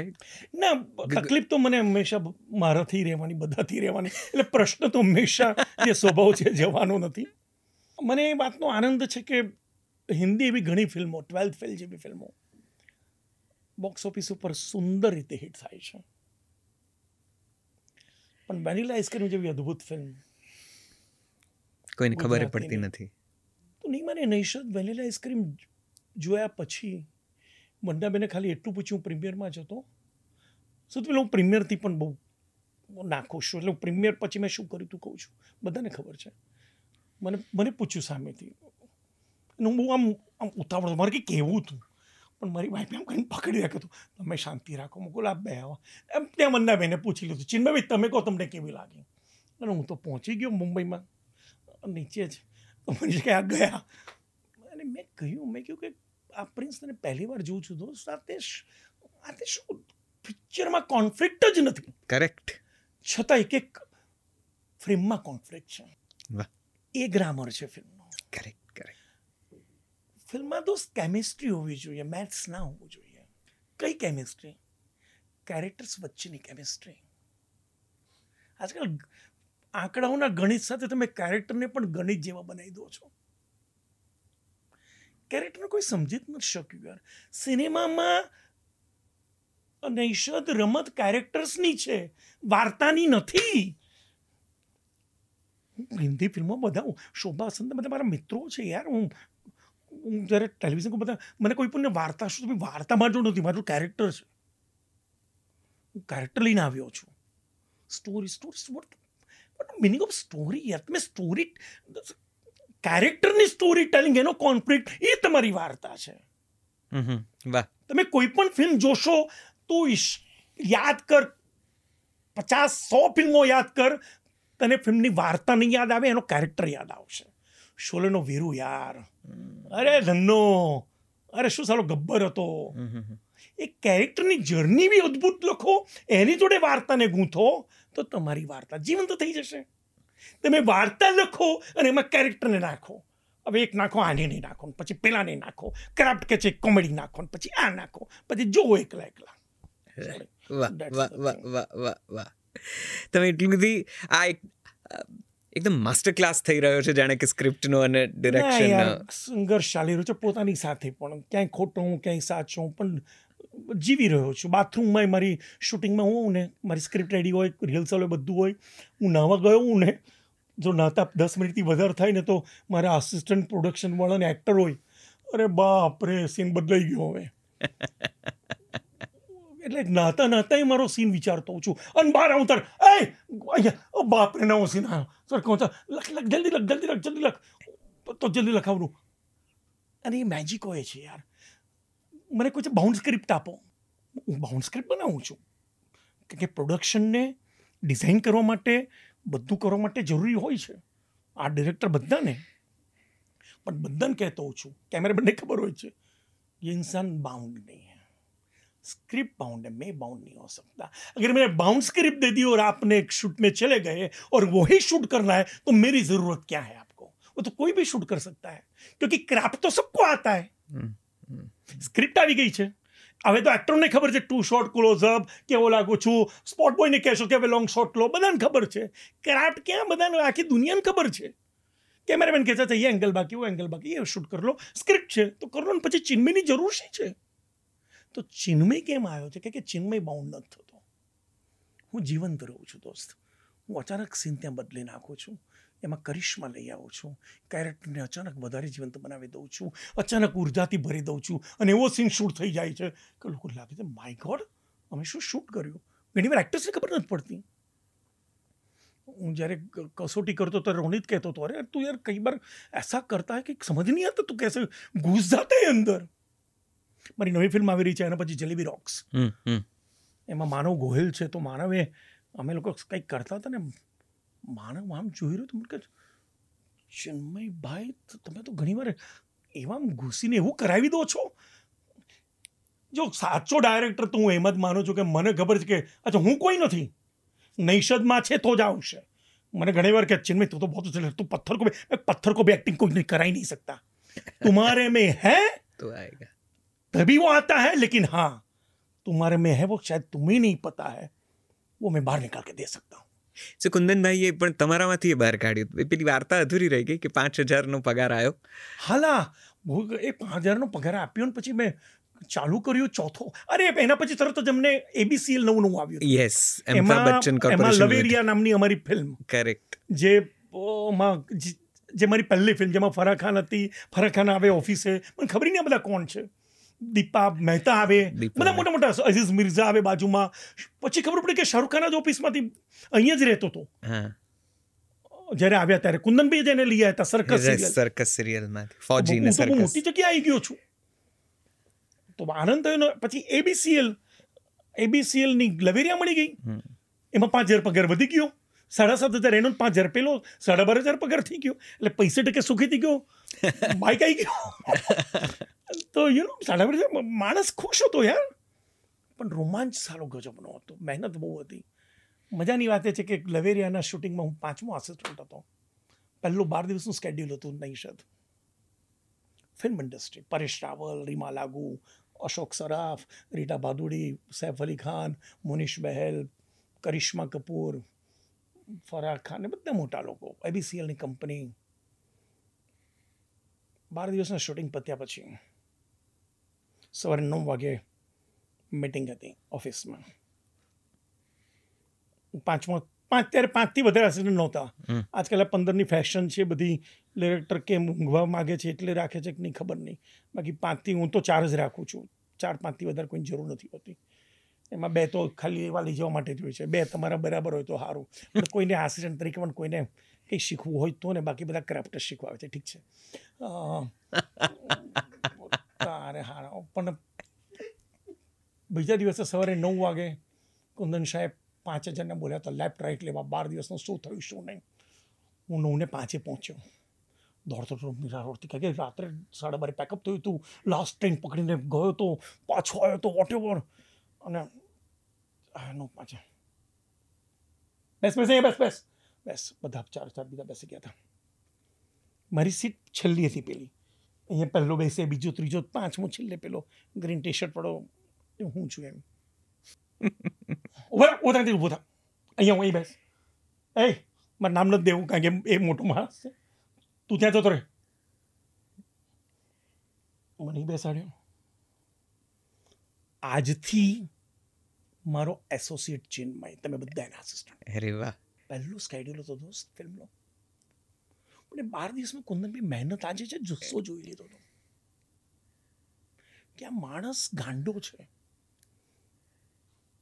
ફરાહ ખાનને અમારું એક સોંગ હતું, એમાં કરિશ્માના કપડાં અને ડાન્સર્સના કપડાં ગમ્યા નહીં, અને બીજા દિવસ સવાર શૂટ હતું. હું મુંબઈમાં નવો હતો દોસ્ત. કેતલ, શું નામ ભૂલી ઉપર, એ અમારી કોસ્ટ્યુમ ડિઝાઇનર હતી, આપણી ગુજરાતી જ હતી જાની. તો મને कल ये नहीं चलेगा, दूसरा चाहिए, तभी पिक्चर में लुक आएगी, ये कलर ऐसा है, वो कलर ऐसा है. और मैं अचानक को થઈ જશે, फराक कल हो जाएगा, कल सुबह की शूटिंग कैंसिल मत करो, हो जाएगा. तो कैसे करेगा, वो कहाँ है केतकी. तो केतकी तो फोन नहीं उठा रही है, केतकी है ही नहीं. હું થઈ જશે, હું કંઈ કરું છું ને. મને ટ્રેલર ખબર છે ક્યાં રહે છે. વરલીની ઝૂંપડપટ્ટી ત્યારે તો હતી, ત્યાં ટેલર રહેતો હતો. હું સીધો સાંજે 4 વાગે પેકઅપ થયું, બધાના માપ હતા, એ લઈને કપડાં, મારી જો પ્રોડક્શન વાળો કપડાં લઈને વરલી ગયો. વરલી આખી રાત બેસતો, બધાના કપડાં કરાવીને સવારે કપડાં લઈને હું પહોંચ્યો હતો. શૂટિંગ નહોતું અટકવા દીધું. બહુ જ સરસ વાત કરું તો મને ખબર નથી કે મને કેટલો પગાર આપે છે, કે કરિશ્મા કેટલા પૈસા, કુંદનભાઈ કેટલા પૈસા લે છે. મને જો 5,000 મળતા હોય તો હું 5,000 જેટલું કામ કરું તો હું કારકુન છું. મને 5,000ની સામે હું મર્યાદિત કામ કરું, જ્યાં સુધી મારું મનને સેટિસ્ફેક્શન ન થાય તો તમે કલાકાર બનો. તો કાલ ઉઠીને 5 લાખ ક્યારે વિશે તમને ખબર નહીં પડે સાહેબ. પણ આજે તંત્ર આજકાલનું છે ને, કે તમને કેટલા પૈસા મળે, કામ નાખો એટલું જ કામ આવે તો કલાકાર બનવાનો અર્થ નથી. આજે પણ 12 તહેવારનો હું ખાલી લેખક અને દિગ્દર્શક છું. ઉપર હું પ્રોડક્શનની મિટિંગો કરી રહ્યો છું. મનીષ દેસાઈ મારો મિત્ર છે, બધું છે, એને ખબર નથી સેન્સર સર્ટિફિકેટ કઈ રીતે આવ્યું, કઈ રીતે ફિલ્મ પૂરી થઈ, શું થયું, બેકગ્રાઉન્ડ બધું. ઇટ્સ માય જોબ યાર. મને હમણાં જ કંઈ ખબર પડી કે કોઈ પિક્ચરમાં ડિરેક્ટર મેં નથી આવતો, કે નહીં. અરે યાર, કઈ રીતે તમે કરી શકો યાર? કોઈએ તમારી પાછળ પૈસા રોકીને પિક્ચર બનાવી છે. તમારું લોહી જ્યાં સુધી જીવનમાં કતરા હોય તમારે રેડી દેવું જોઈએ ફિલ્મની પાછળ, જ્યાં સુધી રિલીઝ ન થાય ત્યાં સુધી. રિલીઝ પછી પણ તમારું કર્તવ્ય બને છે. તમે અચાનક ચશ્મા પહેરીને ગોગલ્સ પહેરીને ઊભા થઈને ગાડીમાં બેસીને જતા રહો અને પછી વાતો કરો કે અહીંયા સિનેમા એકચ્યુઅલી આજકાલ પેલી ચાલે છે, એટલે ઘણીવાર હસવું આવે. એટલે મને એવા પ્રેક્ષકો ઉપર પણ હસવું આવે, એવા સર્જકો ઉપર હસવું આવે, એવા લેખકો ઉપર હસવું આવે કે જે લોકો, અને ઘણીવાર મેં કહ્યું ને કે હિટ થઈ જવું કે ચાલી જવું એ સિનેમા નથી. સિનેમા પૂરી થયા પછી તમારા મનમાં જીવંત રહે એ સિનેમા છે. તમે ઘરે જાઓ ને તમે વાગોળો, તમને ઊંઘવા ન દે એ સિનેમા છે. તમને ઝંઝોળી નાખે એ સિનેમા છે.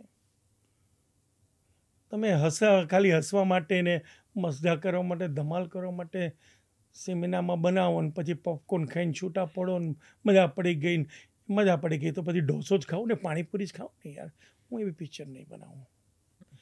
બાર તહેવારમાં મેં કોશિશ કરી છે મજાની સિનેમા બનાવવાની, લોકભોગ્ય થોડી બનાવવાની કોશિશ કરી છે, એ બધું, પણ છતાં હું મારું તત્વ નથી ભૂલ્યો. તો આજની પેઢીથી બહુ ફરિયાદો છે, બહુ જ તકલીફો છે. આજની પેઢીની બધી પેઢીઓથી આજની પેઢી એટલે મારી પેઢીમાં બહુ કહું ને, એ 5 જણ મારી જ પેઢીના હતા ને. યા રાઈટ.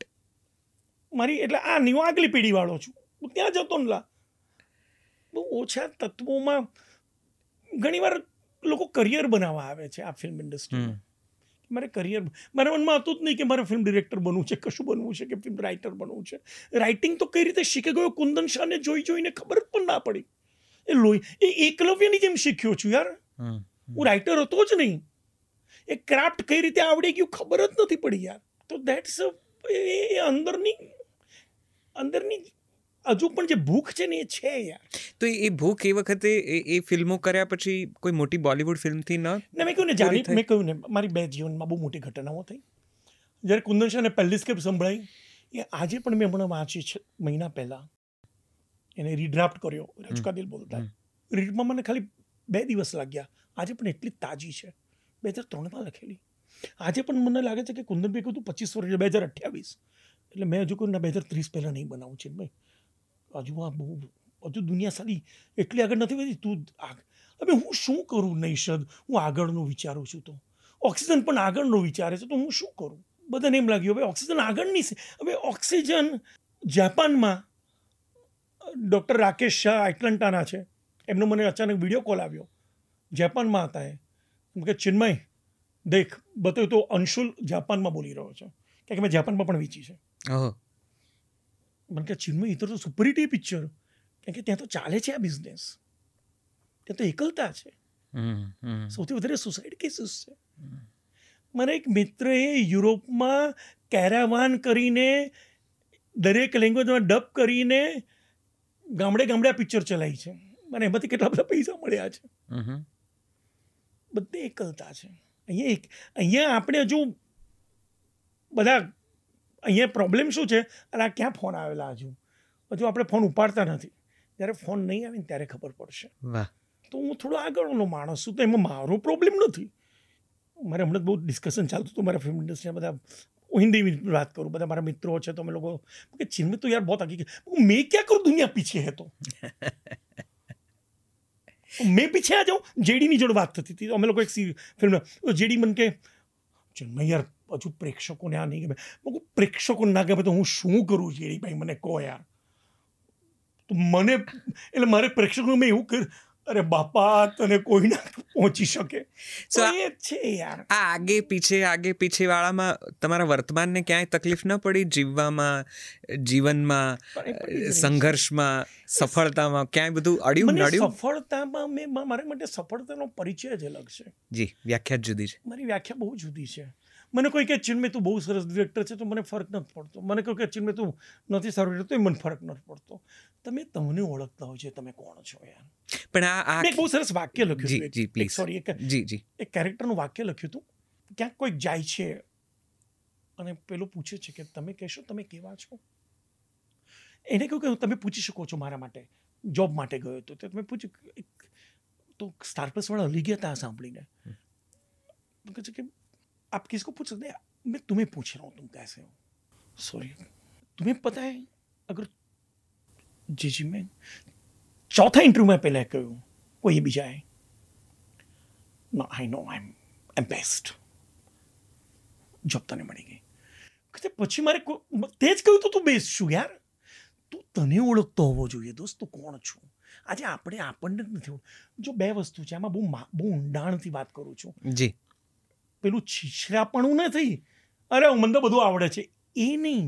ઊંડાણથી તમને ખબર હોય છે તમે કોણ છો. એ જે મરજીવા બનીને તમે અંદરના છીપા ને એ મોતીઓને તમે ખરેખર તમારા અંદરના એ મોતીઓને શોધ્યા છે ખરા.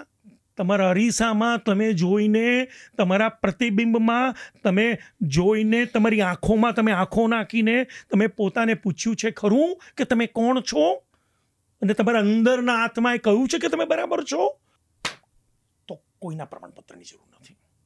બસ હજુ મને મારા એ અવાજે કહ્યું નથી, વિચારી રહ્યો છું, શોધી રહ્યું છે કે ક્યારે મારું પ્રતિબિંબ મને કહેશે કે યસ. પણ એ શોધ ચાલુ છે. પણ એ શોધ દરમિયાન મુંબઈમાં તકલીફ પડી કાંઈ? બહુ પડી. જીવન જીવવામાં આજે તે પડે છે, તકલીફો પડતી રહે છે. હવે તો સફળ છો. બિઝનેસમેન છું એટલે એ તકલીફોને બિઝનેસમાં લઈને હવે તો સફળ નથી. ઈશ્વરની સફળતાની સફળ એટલે તમારી જોડે ઘર હોય, ઓફિસ હોય, એ બધું સફળતા ભૌતિક નથી. દ્રષ્ટિએ ગણીએ કદાચ. એ બધું ગાંડપણ છે. એ બધું ગાંડપણ છે. બધું ખાલી જરૂરી છે.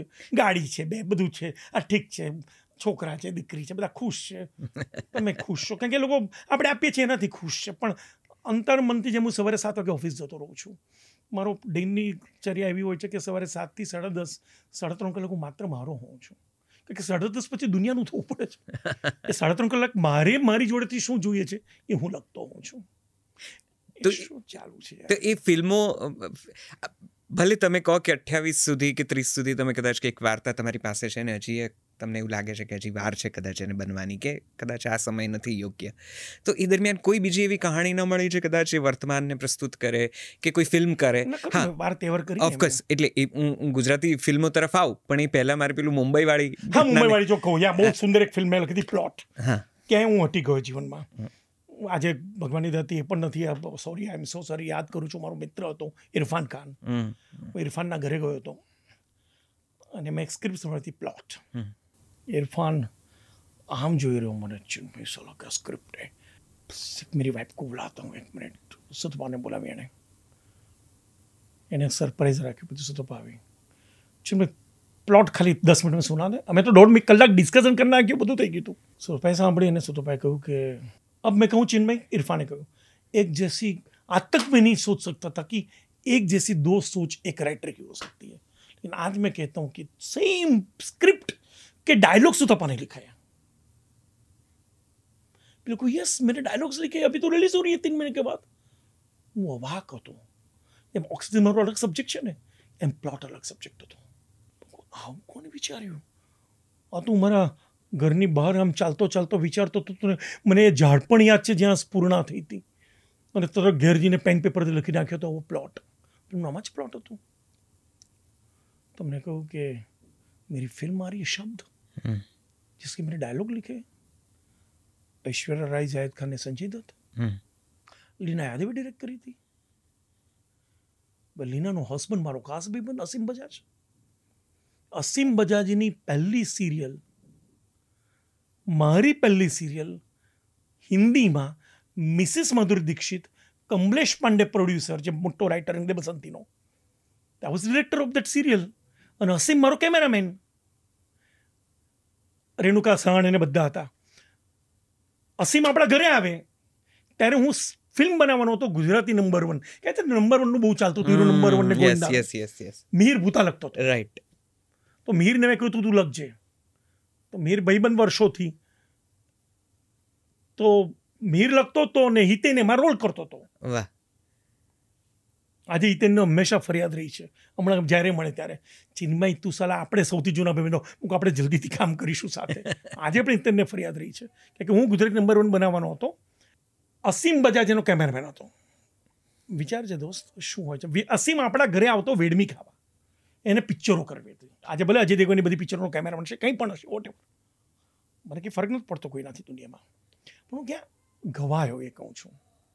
અસીમને મેં 1.5 વર્ષ પહેલાં કહ્યું હતું, જ્યારે દિમાગમાં આવ્યું હતું ત્યારે, કે એક સ્ક્રિપ્ટ એટલી અઘરીથી લખતા 1 વર્ષ લાગ્યું. એને પછી ઇરફાનને મળવા ગયો તો પિક્ચર બની ગઈ હતી. હું થોડો અંદરથી मैंने बधाई कहूँ कि चिन्मय तेरे पास तो ऐसा उनका मेंबर में दिमाग बहुत यार सब दोस्त थे क्या करें आगे बढ़ जाओ भूल गया હવે સાચું ખોટું એ લોકોનું મન જાણે પણ મેં फिल्म જોયા પછી એટલું કહ્યું હતું કે थॉट जिसको आता है ना स्क्रिप्ट वही बना सकता है स्क्रिप्ट ले लेते ना तो फिल्म तो अच्छी बनती थॉट से फिल्म नहीं बन सकती जिसने जन्म दिया ना वो थॉट का उसको ही पता है कि उसको कैसे स्ट्रक्चराइज करना है उसको कैसे बनाना है अरे આ મસ્ત થોટ છે મળી ગયું બનાવ લખવા મને ઓક્સિજન લગતા 10 વર્ષ લાગ્યા હતા યાર 2007માં મારી માએ મને કહ્યું હતું જા બહુ મોટો હોશિયાર ને માર મા બાપ માર્કેટમાં ના મળે અને હું આણંદથી નીકળતા ખાલી એટલું બોલી ગયો હતો ના કેમ મળે માર્કેટમાં મળે ખરા આવું જ ખાલી બામાં બોલી નીકળી ગયો હતો ઝઘડો મા બાપ મા છોકરા વચ્ચે થાય ને સિમ્પલ છે અને ટ્રેનમાં બેઠો બેઠો વિચાર્યું મા માર્કેટમાં સરસ આઈડિયા છે એના ઉપર કંઈ થઈ શકે આ વાક્ય માના ટોણાથી ઓક્સિજન બની છે રાઈટ તો પછી ટેલિવિઝનમાં બિઝી થઈ ગયો પછી થોડો અંદરથી ઘવાઈ ગયો પછી મને એમ થયું કે અહીંયા તો સાલા એકબીજાને સંભળાવવાનું બધા લઈ જ લે છે પણ તમારી મૂળભૂત ઈચ્છા કુંદન શાહને સાથે કામ કર્યા પછી તો આઈ એમ શ્યોર કે ફિલ્મોની રહી હશે ફિલ્મોને પણ પૈસાની બહુ મારે સેટલમેન્ટની હતી પછી થયું શું ત્યારે 15,000 મહિનાનો પગાર મળતો પછી યુ ટીવીની શકાલાકા મુમ્મુમ સિરિયલ હતી યસ એમાં મને ડિરેક્ટર તરીકે બોલાવ્યું ટીવી એમાં રોજના 13,000 મળતા પછી થોડું એમ લાગ્યું 13,000 રોજના તો અંધેરી આવી ગયો પછી 20 દિવસ શૂટિંગ કરો તો 2 લાખ રૂપિયા મહિને મળવા મળ્યા ક્યાં 15 ક્યાં 2 લાખ પછી તો કસોટી જિંદગી કરી પછી તો સિરિયલોમાં બિઝી એવો થઈ ગયો કે ક્યારે 2016 આવી ગયું ખબર ના પડી અને ખબર જ ન પડી એક પોઈન્ટે મને થયું કે તારી જોડે બધું થઈ ગયું છે તું આના માટે મુંબઈ આવ્યો હતો હવે તો થોડો આજે બધા મિત્રો જ છે પણ ત્યાં બોલિવૂડમાં ઘણું આવી જશે હમણાં ન્યૂઝ સાંભળશો ક્યારેક કંઈક પણ થઈ જશે હમણાં જ મારી એક હિન્દી ફિલ્મ હવે જીઓ ઉપર 25મી આવે છે એક કોરી પ્રેમ કથા જેમાં ખાલી ડિરેક્ટર તો થઈ જશે ઘણા બધા મિત્રો જ છે બધા એક્ટરો મિત્રો છે અભિષેકને હું તો અમે ખાસ ભાઈબંધો આ જ્યારે કરિશ્માના પ્રેમમાં હતો મને સાથે ગાડીમાં ફરતા હતા વાહ અમિતજીના ઘરે હું એટલે આજે બધા છીએ જ આજે કંઈક આમ થઈ જશે બસ અને મને ઘણી વાર એમ લાગે છે કે સિનેમાની કોઈ લેંગ્વેજ નથી દોસ્ત સિનેમાની પોતાની લેંગ્વેજ છે સિનેમા ઓકે આ 90sનો એ દોર જ્યારે તમે મુંબઈમાં ક્યાંક પગલું મૂક્યું ને પછી 2000 અર્લી 2000 ફિલ્મોનું ઇક્વેશન અને એનું ગણિત એની રીત પદ્ધતિ બધું બદલાઈ ગયું છે પહેલાં જે તમે સંબંધો પર કે મિત્રતાની દ્રષ્ટિએ કામ કરતા એકબીજા સાથે જોડાઈ જતા હતા હવે એક આખું કોર્પોરેટ સેક્ટર છે જે નક્કી કરે છે કે કોણ આવશે કોણ જશે કોણ સ્ટાર્સ કેવું બજેટ કયો સેટ વગેરે વગેરે વગેરે do you miss that film making do you miss that અત્યારની ફિલ્મ મેકિંગની સ્ટાઇલ સાથે કેટલા રિલેટ કરો છો શું ફીલ કરો છો શું મહેસૂસ કરો છો પ્લસ પોઈન્ટ અને માઇનસ પોઈન્ટ બંને છે જી પ્લસ પોઈન્ટ એ છે કે ઓર્ગેનાઇઝ થયું છે પ્લસ પોઈન્ટ એ છે કે સ્ટ્રક્ચરાઇઝ થયું છે પહેલાં સિનેમા 2-3 વર્ષ સુધી બનતી હતી રાઈટ હવે તમારી સિનેમાનું પ્રોપર બજેટિંગ થયું છે રિલીઝનો પ્લાન થયો છે કેટલા દિવસમાં શૂટિંગ કરવું બધું પ્લાનિંગની રીતે બહુ સરસ થયું છે પણ એક્ઝામ્પલ કોર્પોરેટનો કોઈ ધણી નથી એક્ઝામ્પલ કે જે સીઈઓ છે કે જે સંભાળે છે એ પગાર જ લે છે અને એમણે બધું સહી કરવાનું હોય છે તો એ બધું અલગ માર્કેટિંગ પ્રમાણે ચાલે છે જેમ વિધિ ચોપડા રમેશ તોરાની આજે પણ એવા 3-4 પ્રોડ્યુસરો સક્ષમ ઊભા છે કે જે લોકો પોતાના પ્રમાણે સિનેમા બનાવી પછી કોર્પોરેટ સાથે ડીલ કરીને આગળ વધે છે તો 2 પ્રમાણેની સિનેમા બને છે કોર્પોરેટ તત્વમાં જેમ મેં કહ્યું ને એમ ક્રાફ્ટનું પ્રમાણ વધી ગયું છે કે જેને કયો ક્રાફ્ટ આવડતો હોય જેને અંગ્રેજી સરસ બોલતા આવડતું હોય અને ફાંકડું અંગ્રેજી બોલીને છવાઈ જાય એ સારો માણસ પછી ફિલ્મ ના છવાય તો ચાલશે માણસે છવાઈ જવું પડે એ જે માણસ છવાઈ જાય એ જ નીકળી જાય છે હું તો ફિલ્મને છવાવાળો માણસ છું માણસ તરીકે છવાઈ જ જઉં છું ત્યાં પણ થોડો આકરો છું જેમ કહું છું ને બાઉન્ડ સ્ક્રિપ્ટમાં નથી માનતો પહેલેથી કહું છું બાઉન્ડ સ્ક્રિપ્ટ નહીં મળે તો મેં એમ ના કહેતો આ શૂટ થશે અરે वो तो हमारा वो है શું અમારા નિયમોમાં આવે છે. પણ મારા નિયમમાં બાઉન્ડ સ્ક્રિપ્ટ નથી આવતી યાર. તો મને એમ કહેશો સેટ ઉપર ચેન્જ નહીં થવાનું તો હું તો અકળાઈ જઈશ. મને એમ લાગશે બરાબર શૂટ નથી કરી રહ્યો કે તમારું મન બાઉન્ડ થઈ જાય છે. તમે મેઇન ખીલો છો તો સેટ ઉપર યાર. કરેક્ટ.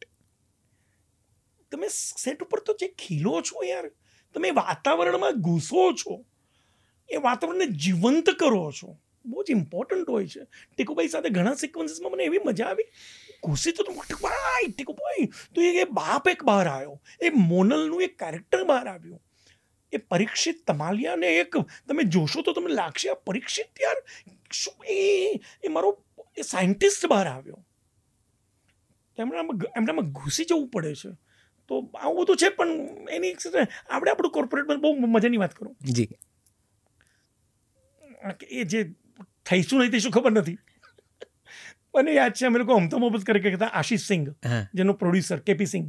એ આશીષ સિંઘ અત્યારે આઈ થિંક સાઉથ, એ પછી સીઈઓ હતો યશરાજનો, રાઈટ, પછી નેટફ્લિક્સનો ખાસ મિત્ર છે. એ અત્યારે ક્યાં છે ખબર નહીં. એમ ઘણી વાર ત્યારે મને કહેતો હતો યાર चिन्मय तू यार गजब का है, मुझे लगता है एबीसीएल क्या रहता हूँ तो सीपीसीएल बना के रहेगा, चिन्मय पूरे कॉर्पोरेट लिमिटेड. तो अपने अपन का कॉर्पोरेट बना देंगे आदमी. तू कल यार मैं झुकूंगा नहीं, अपना कॉर्पोरेट आएगा. ગુજરાતી ફિલ્મોને કઈ રીતે જુઓ છો અત્યારની? Because now you are dealing with Ahmedabad and Mumbai and overall Gujaratis in both the states. જુદી રીતે ગુજરાતી ફિલ્મો બને છે. આ અત્યારે આપણી ભાષાની, આ માધ્યમની જે રજૂઆત થઈ રહી છે એ કદાચ ધીમે ધીમે ખીલી રહી છે, ખુલી રહી છે. તમે ત્યાં ઘણું બધું અનુભવીને ઘણું બધું જોઈને બેઠા છો. મુંબઈનું પ્રોફેશનલિઝમ, મુંબઈની ઇન્ડસ્ટ્રી જુદી રીતે વર્ક કરે છે. અહીંયા જરા જુદો માહોલ છે. ગુજરાતી ફિલ્મો જરા જુદી રીતે જોવામાં આવે છે. આ બધા સાથે 2016 જ્યારે તમને એવું થયું કે હવે બહુ થઈ ગયું આ બધું, ફિલ્મો કરીએ, અને તમે બહુ જુદા વિષયોની ફિલ્મો બનાવી છે, ચાહે ઓક્સિજન હોય કે પ્રોડ્યુસર તરીકે કર્મ અને હવે વાર તહેવાર, અને એકાદ ફિલ્મ બીજી પણ આવી રહી છે, ત્યારે ગુજરાતી ફિલ્મો આજના આ દોરને, આ સમયને, આ ભાષાની રજૂઆતને કઈ રીતે જુઓ છો? મને એમ લાગી રહ્યું છે કે ગુજરાતી સિનેમા, ગુજરાતી ફિલ્મ્સ, સૌથી પહેલાં એક બહુ સરસ વાક્ય કહ્યું હતું કે સિનેમાની પોતાની લેંગ્વેજ છે. આજે જ્યારે ઓટીટીનો જમાનો આવ્યો છે ત્યારે સ્પેનિશ હોય કે કોઈ પણ ફિલ્મ હોય કે ઇટાલિયન સિનેમા હોય, એ પણ પોતાની લાગે છે. મને એવું લાગે છે કે જે 12th ફેલ જોવાવાળું ઓડિયન્સ છે, ગુજરાતીમાં પણ સુપરહિટ ગઈ હતી. જે ઇટાલિયન, જે ફ્રેન્ચ, આજકાલ તો સાઉથ કોરિયન સિરીઝ બહુ જ લોકો જોવે છે. કેમ જોવે છે? કેમ કે એવું આપણને મળી નથી રહ્યું આપણી ભાષાઓમાં. હું કદાચ એવી ફિલ્મો બનાવવાની કોશિશ કરી રહ્યો છું. હું ગુજરાતી સિનેમાને એ દૃષ્ટિએ જોઈ રહ્યો છું કે કલ્ટિવેટ થશે ઓડિયન્સ, જે કલ્ટ સિનેમાને પણ લોકભોગ્ય, જેમ 12th ફેલ તમે 100% કહી શકશો cult cinema. Absolutely, it's a great cinema જે 150 કરોડનો બિઝનેસ કરી શકે છે, કોઈ વિચારી નથી શકતું. તો આવા સબ્જેક્ટને પણ, વેનિલા આઈસ્ક્રીમ જેવા સબ્જેક્ટને પણ વધાવવાવાળું ઓડિયન્સ આપણને જોઈશે યાર. મને એમ લાગે છે કે જો હું એઝ એ મેકર, બીજા બધા મેકરો સરસ જ છે, પોતાનું કામ કરે છે અને ઓડિયન્સ ત્યાં આવે જ છે, અને આઈ એમ સો હેપી. એક્ઝામ્પલ વૈશલ શાહ જે ફિલ્મ બનાવે છે કે સંદીપભાઈ બનાવે છે, ઓડિયન્સ તો આવે છે થિયેટર ઉપર, અને ધીરે ધીરે ઓડિયન્સ આવશે તો કલ્ટિવેટ થશે. તો એ એક નવો ફાલ ઓડિયન્સનો ઊભો થાય, જે ઇન્ટેલિજન્ટ વર્લ્ડ છે. જેમ સાહિત્યની ભૂખ નથી યાર ગુજરાતીઓમાં. અમોલ ગુપ્તે પાર્થોને, એના દીકરાને, એના જન્મદિવસે મરાઠીનું કોઈ સાહિત્યની બુક ગિફ્ટ આપે છે. આપણામાં પણ બાપ, દરેક અમોલ ગુપ્તે એટલે દરેક મરાઠી ઘરોમાં પોતાના સંતાનોને, દાદા કે પૌત્ર કે મામા જન્મના દિવસે પેલાને 20-25 બુક્સ મળે છે ગિફ્ટમાં, કે આવતા વર્ષ સુધીમાં વાંચવાની છે તારે. હવે જ્યારે પેલું મોટું થાય છે તો 250-300 બુક એને સાહિત્યની વાંચી હોય છે. આપણામાં ક્યારે આ રિવાજ આવશે? એટલે હું ઘણીવાર એવું ઈચ્છું છું કે ગુજરાતી સિનેમામાં થોડું જે વાતાવરણ દેખાઈ રહ્યું છે એ કેટલું સાચું છે, કેટલું ખોટું સમજાતું નથી. શું ખૂટતું લાગે છે? મેં કહ્યું એ જ ખૂટતું લાગે છે કે ગુજરાતી પ્રેક્ષકોને પોતાની ભાષા પ્રત્યેની જે લાગણી હોવી જોઈએ અને પોતાના ગુજરાતીમાં ઘણીવાર તમે અહીંની કોલેજોમાં આજની જનરેશન હિન્દીમાં વાતો કરે છે યાર. કરો હિન્દી ઇંગ્લિશમાં, હું નાની આપણી જ ભાષા, દરેક ભાષા આપણી છે, પણ તમે ગુજરાતી ભાષામાં વાત કરતા નાનમ અનુભવો છો, પ્રોબ્લેમ મારો ત્યાં છે.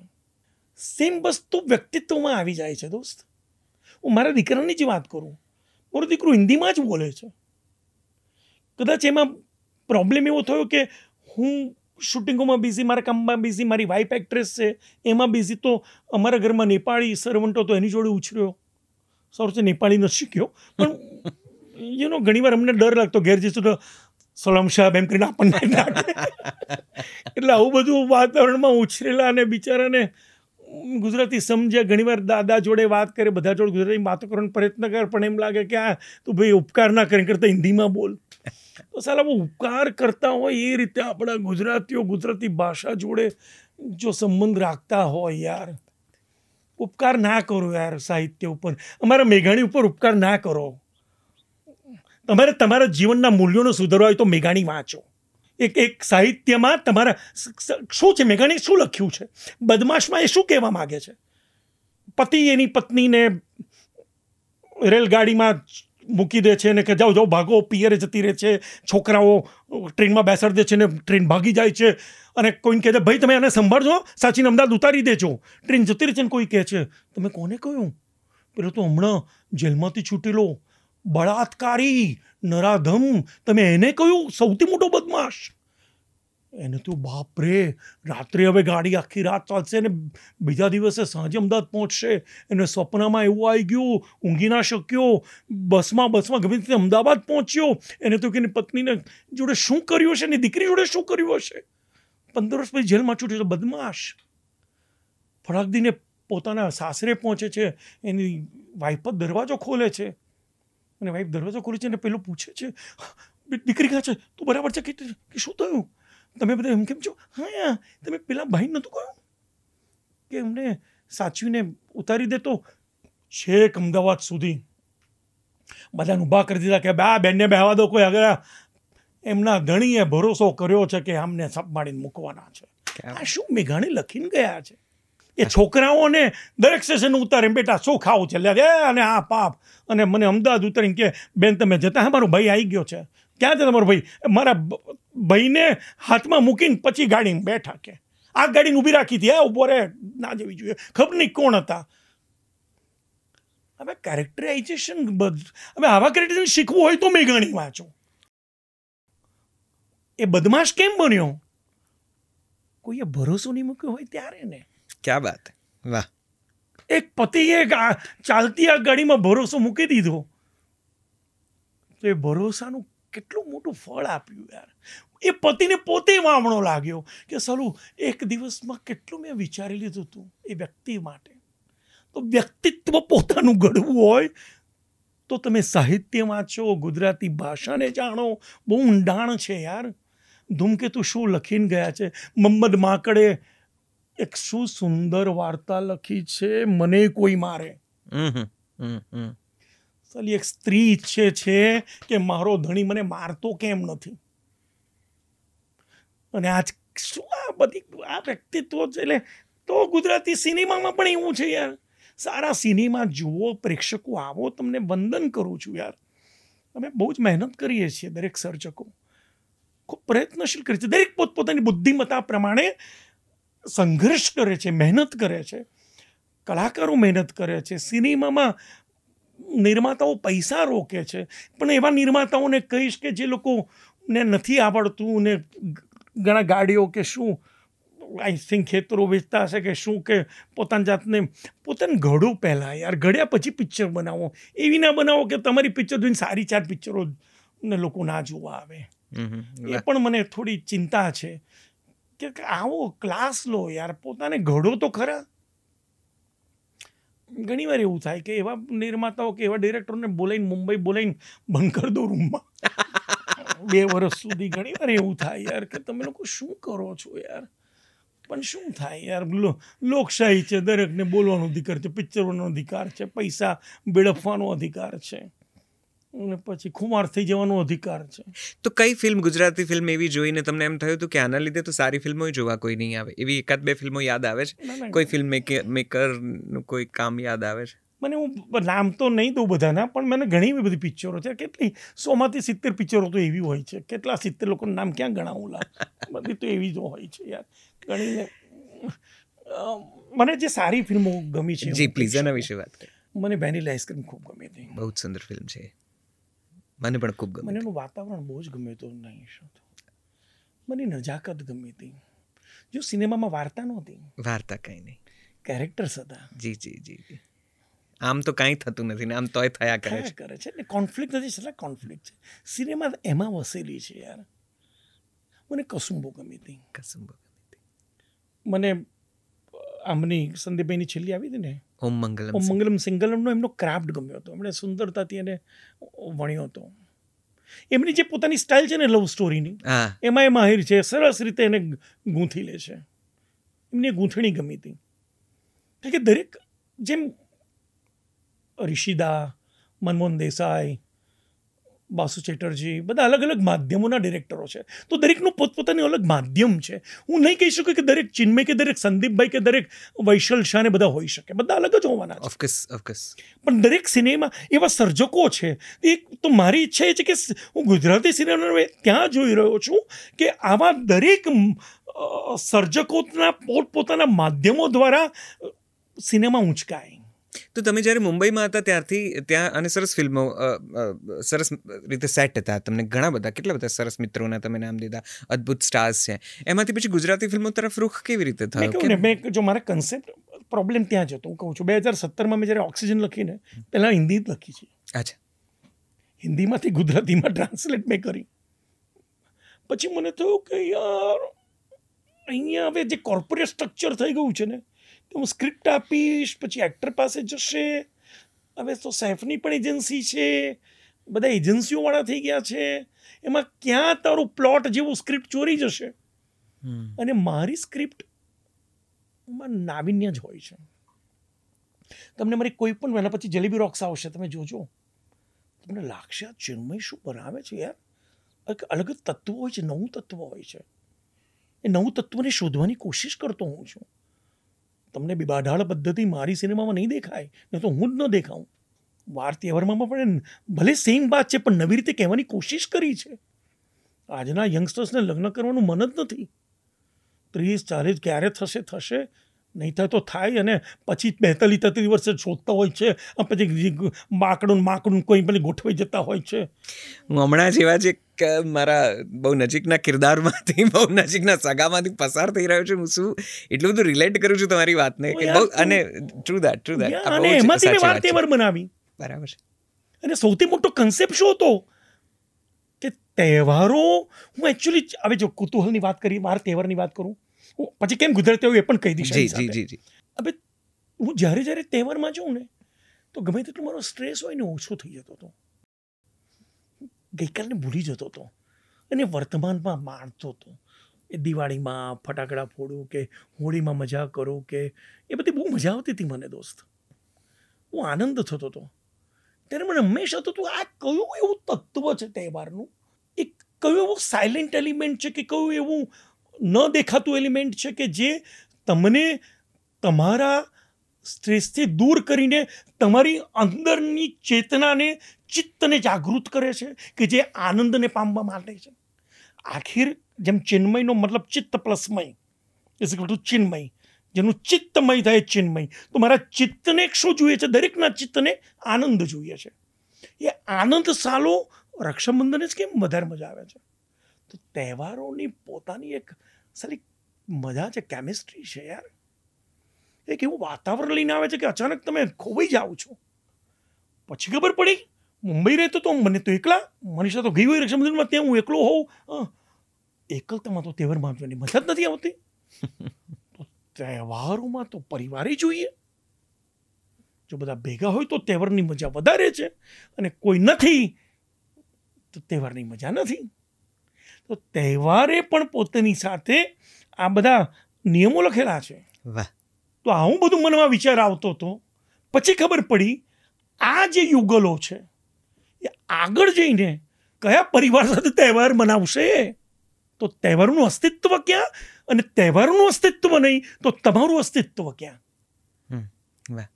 એના ઉપર 12 તહેવાર બની ગઈ. હવે આ પ્લોટ ઉપર મારે સ્ક્રિપ્ટ લખવાની હતી.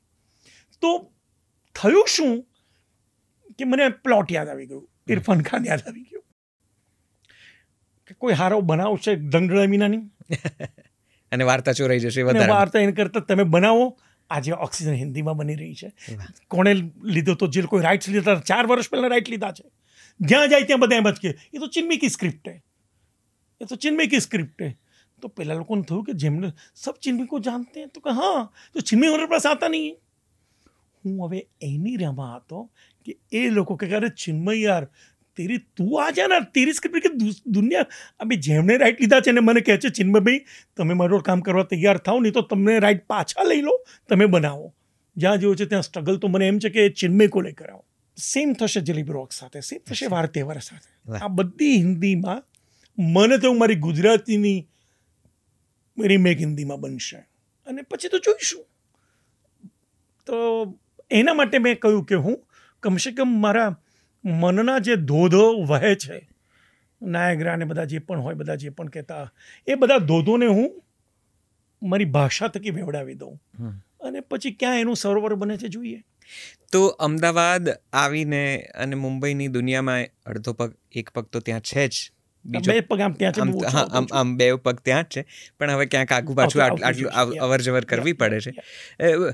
શું કમી લાગે છે અમદાવાદમાં જે અહીંના વાતાવરણમાં જે કદાચ મુંબઈથી ઉછીનું લાવીને કે મુંબઈથી લાવીને અહીંયા ઉમેરવાની જરૂર છે? પ્રોફેશનલિઝમ હવે આવી ગયું છે ઘણું બધું. એક્ટર્સમાં તો ઘણું આવી ગયું છે, પેલા એક્ટર્સમાં નહોતું. પણ હું હવે કામ કરું છું ઘણા એક્ટર્સમાં. કદાચ મારી જોડે તો, કારણ કે હું પહેલાં જ કહેતો હોઉં છું 7 વાગ્યા 7:05 શૂટિંગ ચાલુ કરીશ. હું એવો ડિરેક્ટર છું જે સેટ છોડીને હું જતો રહું છું, એક્ટર્સ તૈયાર ન હોય તો. એક બીજી પણ એક, હું વર્ષોથી આ ક્ષેત્ર સાથે સંકળાયેલું છે, મેં આ બહુ સાંભળ્યું છે, મુંબઈના એક્ટર, અમદાવાદના એક્ટર્સ, મુંબઈનું થિયેટર, અમદાવાદનું થિયેટર, મુંબઈનું મેકિંગ, અમદાવાદનું મેકિંગ, અને એની સરખામણી સતત ચાલ્યા કરે છે. એ વાતાવરણ હજી એ છે, હજી એ મુંબઈનું ને હવે ઓછું થઈ જશે કે બંને મને લાગે છે બધા ભેગા થઈ ગયા છે અને બહુ સારી વાત છે બધા ભેગા થઈ ગયા છે. મને એમ લાગે છે મુંબઈ પાસેથી ઘણું બધું શીખવું જરૂરી છે. હું તો અમદાવાદનો જ છું. મારામાં જે ડિસિપ્લિન પહેલેથી જ હતું, પણ ડિસિપ્લિન મુંબઈ મને ઘણું આપ્યું છે. પ્રોફેશનલિઝમ મુંબઈ આપ્યું છે. સમય અને શૂટિંગ કઈ રીતે કરીને પ્રોડક્શનને તમારા ઇનકમિંગના બજેટ પ્રમાણે આઉટગોઈંગનું બજેટ બનાવો, એ સ્ટ્રક્ચરને મુંબઈએ શીખવાડ્યું છે. તો મુંબઈ પાસેથી જે ત્યાંના લાઇટમેન જોતો તમે અહીંના લાઇટમેન જોજો, બંને માણસો જ છે. પણ 9 વાગ્યાની શિપમાં મારા મુંબઈના લાઇટમેન ને કહેવું નથી પડતું કે HMI ઉતારો, ઉતરીને લાગી ગઈ હોય છે. મુંબઈ કદાચ એનું કારણ એ છે કે મુંબઈના વર્કર્સને આજીવિકા આ માધ્યમથી પ્રોપર મળી રહે છે, તો એમનું આજીવિકાનું સાધન છે. અહીંયા હજુ મને ખબર નથી કે અહીંના લાઇટમેન કે અહીંના બીજું, અહીંયા ઘણીવાર મને એમ લાગે છે કે અધૂરા ગળા બહુ છલકાય છે યાર. શીખવું નથી. જેમ આજે પણ કહું છું અધૂરો બહુ છું યાર. હું રોજ શીખું છું. આ રિક્ષાવાળા જોડથી શીખું છું, વાતો કરતાં શીખું છું. સેમ અહીંયા ઘણા લોકોને જોઉં, આર્ટિસ્ટો જવા દો, લાઇટમેન જવા દો, મેકઅપ આર્ટિસ્ટ જવા દો, કોસ્ટ્યુમવાળા, બધા પૂર્ણ છે યાર. ઘણી વાર લાગે કે એમને એ બધા ખુશ છે કે એ લોકો જ્યાં છે ત્યાં બહુ જ મહાન છે. તો અપૂર્ણતા ક્યાંય દેખાતી નથી મને એના લોકોમાં. બહુ ઓછા લોકોમાં અપૂર્ણતા દેખાય છે. તમે મુંબઈમાં આવશો ને આજે કોઈ પણ તમે શ્યામ રાઘવનને મળશો, કોઈને આજે શોધતા હોઈએ છીએ हम लोग, अरे यार ये नहीं आया हमको, और यार ये तो क्या नया है यार, हम लोग सीखे यार. અમે લોકો હજુ પણ શીખતા હોઈએ છીએ યાર. અમે રોજ સવારે નવું શું શીખીએ એના માટે જન્મ લીધો છે કે એના માટે જાગતા હોઈએ છીએ. મને અહીંના ઘણા લોકોમાં એવું દેખાયું છે કે એ લોકો રોજ ઉઠે છે એના માટે કે અમને બધું આવડે છે, આપણે બધાને બતાવી દઈએ. અહીંયા લોકોને બતાવી દેવાનું બહુ છે યાર. થોડું એ અમદાવાદીપણું થોડું જવું જોઈએ. જે ગુજરાત એ મને એવું લાગે છે થોડા અધૂરા થઈ જાઓ ને યાર, અધૂરા થઈ જાઓ. જેટલા અધૂરા થશો એટલું મજા આવશે. મને બસ આ જ મેઇન વાત છે. ત્યાં ઘણા લોકો અધૂરા છે. તમે ટીકુભાઈને જોશો, તમે અરવિંદ વૈદને જોશો. હું જ્યારે ડિરેક્ટ કરતો ને અરવિંદભાઈ ડામકરનું ભાવ હોય છે, આમ જોતા હોય છે સર ચિન્મય કેટલું યસ ગોટ ઇટ ચિન્મય પાછું કરીને બતાવું ને. ભૂખ એટલી બધી છે. આજે 84 વર્ષે માણસ અને એના કોઈ એક્ટર સર સમજી ગયો સર. શું સમજી ગયો?